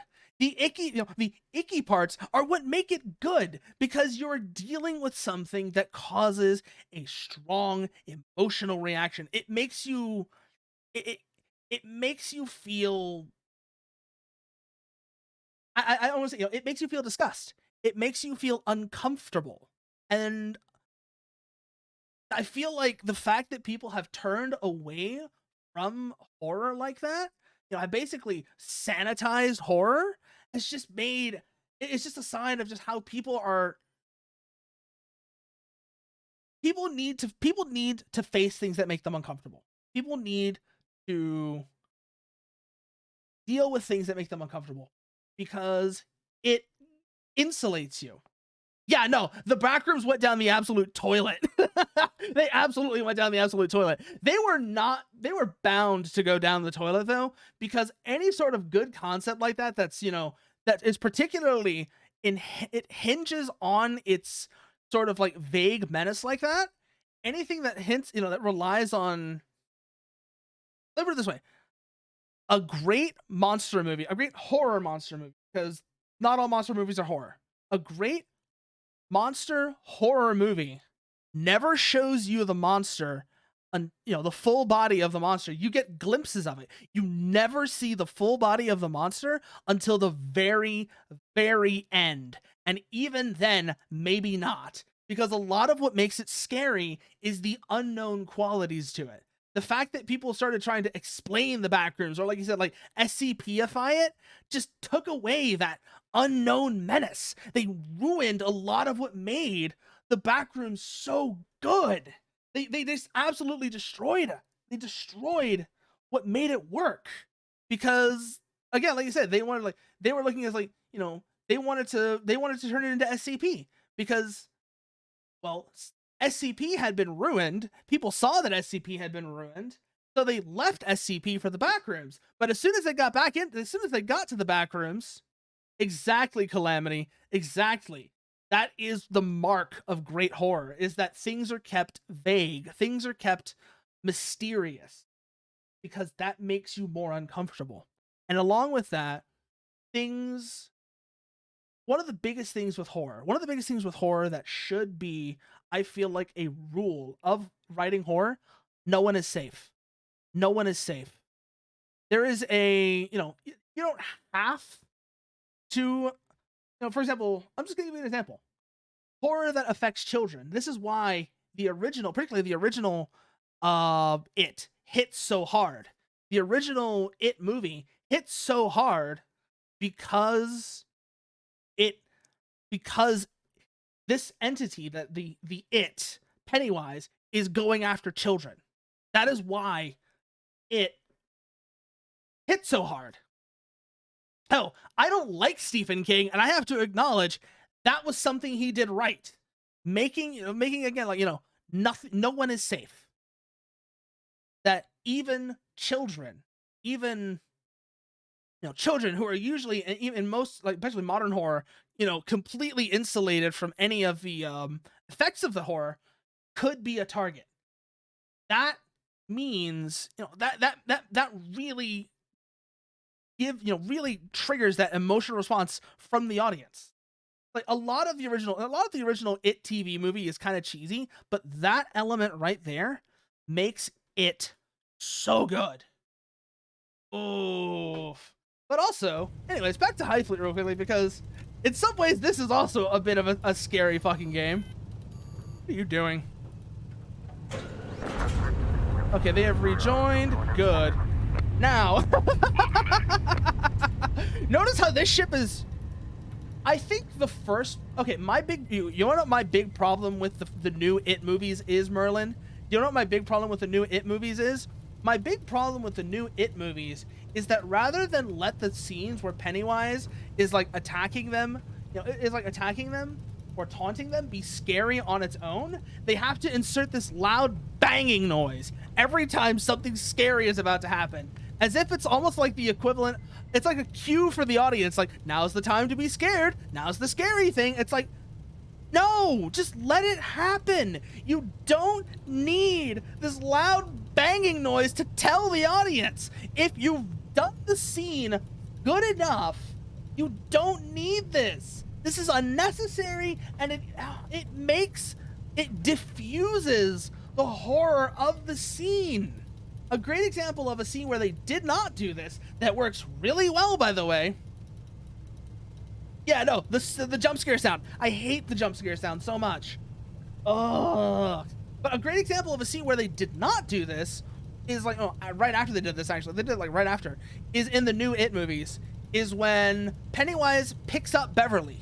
When she's like, I'm not afraid of you. And she's like, you will be. And then you see Pennywise's face like open up into this gaping maw. The fact that they don't have that jump scare cue or anything like that there makes that scene memorable. You remember that scene. You don't remember all those like moments where like Pennywise is running after somebody and there's this loud banging noise that tells you to be scared. Instead, like I said, you have just, you have this slow, creepy moment of just a glimpse into the horror of Pennywise. You don't get to see the truth, the true nature of Pennywise or anything like that, but you get a glimpse of just how fucking horrific Pennywise, the entity of Pennywise, is. And that does so much more than any jump scare ever could. And that's actually a brilliant thing about Pennywise, by the way. Sure, it led to a lot of the whole like fad of the evil clown and such, but the fact that Pennywise takes the appearance of a clown is perfect. Not just, no, in part for two reasons. One, because of the timing when it was originally released.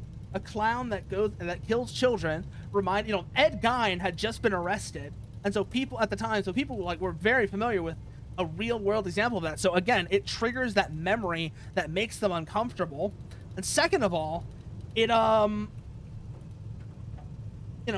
Pennywise, even without that, without that contemporary knowledge, the idea of, especially the original of the Tim Curry Pennywise, which doesn't look like an evil clown, it looks like a normal clown. It's the idea of, a monster that, takes on the appearance of something that we would normally consider to be harmless. And it gives you a way of, having the monster in the open without having the monster in the open. It is a brilliant concept that, admittedly, because one, it's a remake, and two, the design of Pennywise the design of Bill Skarsgård's Pennywise is so fundamentally different, what didn't work. It's why, Tim Curry's Pennywise in the open is much more concerning than Bill Skarsgård's Pennywise in the open, because Bill Skarsgård's Pennywise looks evil. Tim Curry's Pennywise just looks like a normal clown. And the fact that it looks like a normal clown makes it all the more unsettling. And I think with that, that's where I'm actually, no, we're going to do one last thing first. And then with that, I'm going to leave. We're going to call it here and see who's on to go say hello to. By the way, Calamity, was it Calamity? Was it you or somebody else that's familiar with Highfleet? Oh, Merlin is, I know for sure. Noodles Bowl, if you're still here, I think you're going to enjoy this landing. I think you're going to enjoy this landing because I mentioned to people before, yeah, you see that diagram up there? That's to scale. And wait until you see the size of this thing. Well, no. I know you can't see shit. Here comes the ship, though. There's the ship. Pay attention to the big green diagram, though. See how you see the size of this thing? You see the size of this thing? Oh, here we go. 19, 20.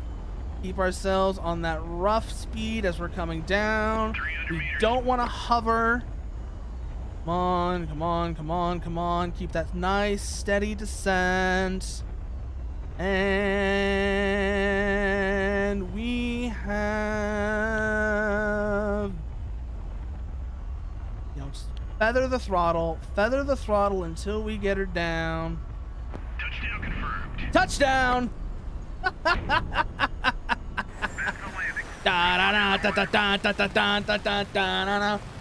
Oh, hey, more nukes. I'll take them. We're gonna need them later. We're gonna need those later. How many did we get? A bunch of KH-15PNs. Did we get any more A100Ns? Those are the ones I really need. Well, that's a lot of KH-15PNs though, damn. No A100Ns, but that's fine, I guess. Saved. Excellent. And now let's go see who we can go say hello to. That's gonna be really important. Actually, you know what? I've just been talking about horror all this time. I know exactly who we're going to say hello to because that's like her whole thing. That's her whole thing. Let's go. So, you know what? Let's go say hello to Grimmy, who's currently, what is she doing? No Place for Bravery. That sounds interesting. And again, horror games are a great example of how many times the horror genre can go wrong. So, hey, it's a coin flip. Either way, it'll probably be amusing, though. Grimmy is a wonderful person, and I adore her. I also love how she bullies Allbones Jones by saying how nice he is. No, don't apologize, Calamity. Don't apologize. It's almost October. This is the time to talk about horror. But so, yes, as I was saying, Grimmy. Ah! Damn it, she's got follower, subscriber only, actually. She's got her chat and follower only. Never mind. I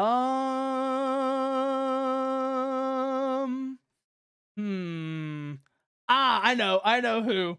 I know who then. Again, very much the same theme. Oh, yeah, no, Jeepers, okay. I have not watched Jeepers Creepers. I need to watch Jeepers. Scary at how bad they are. I was gonna say, Calamity, I have not seen Jeepers Creepers, but I remember every single one after the first one is pretty awful.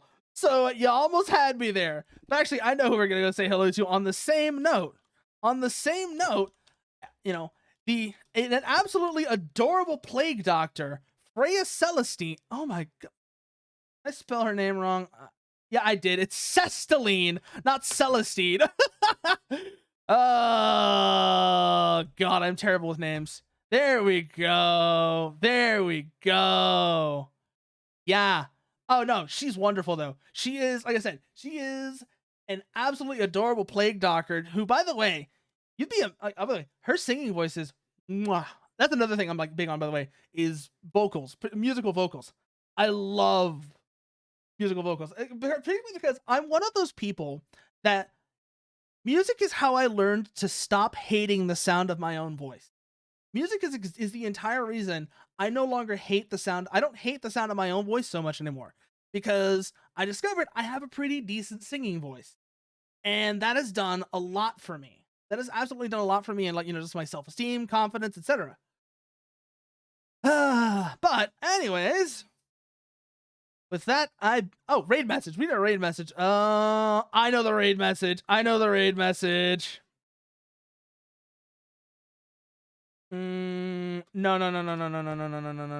I know the raid message. Yeah, I know the raid message. Of course, this is gonna be the raid message. Why wouldn't this be the raid message? We're playing Highfleet after all, and this is the whole thing. This is like one of the whole things you will hear in Highfleet. But anyway, so there's the raid message, and with that, I say to all of you, good night.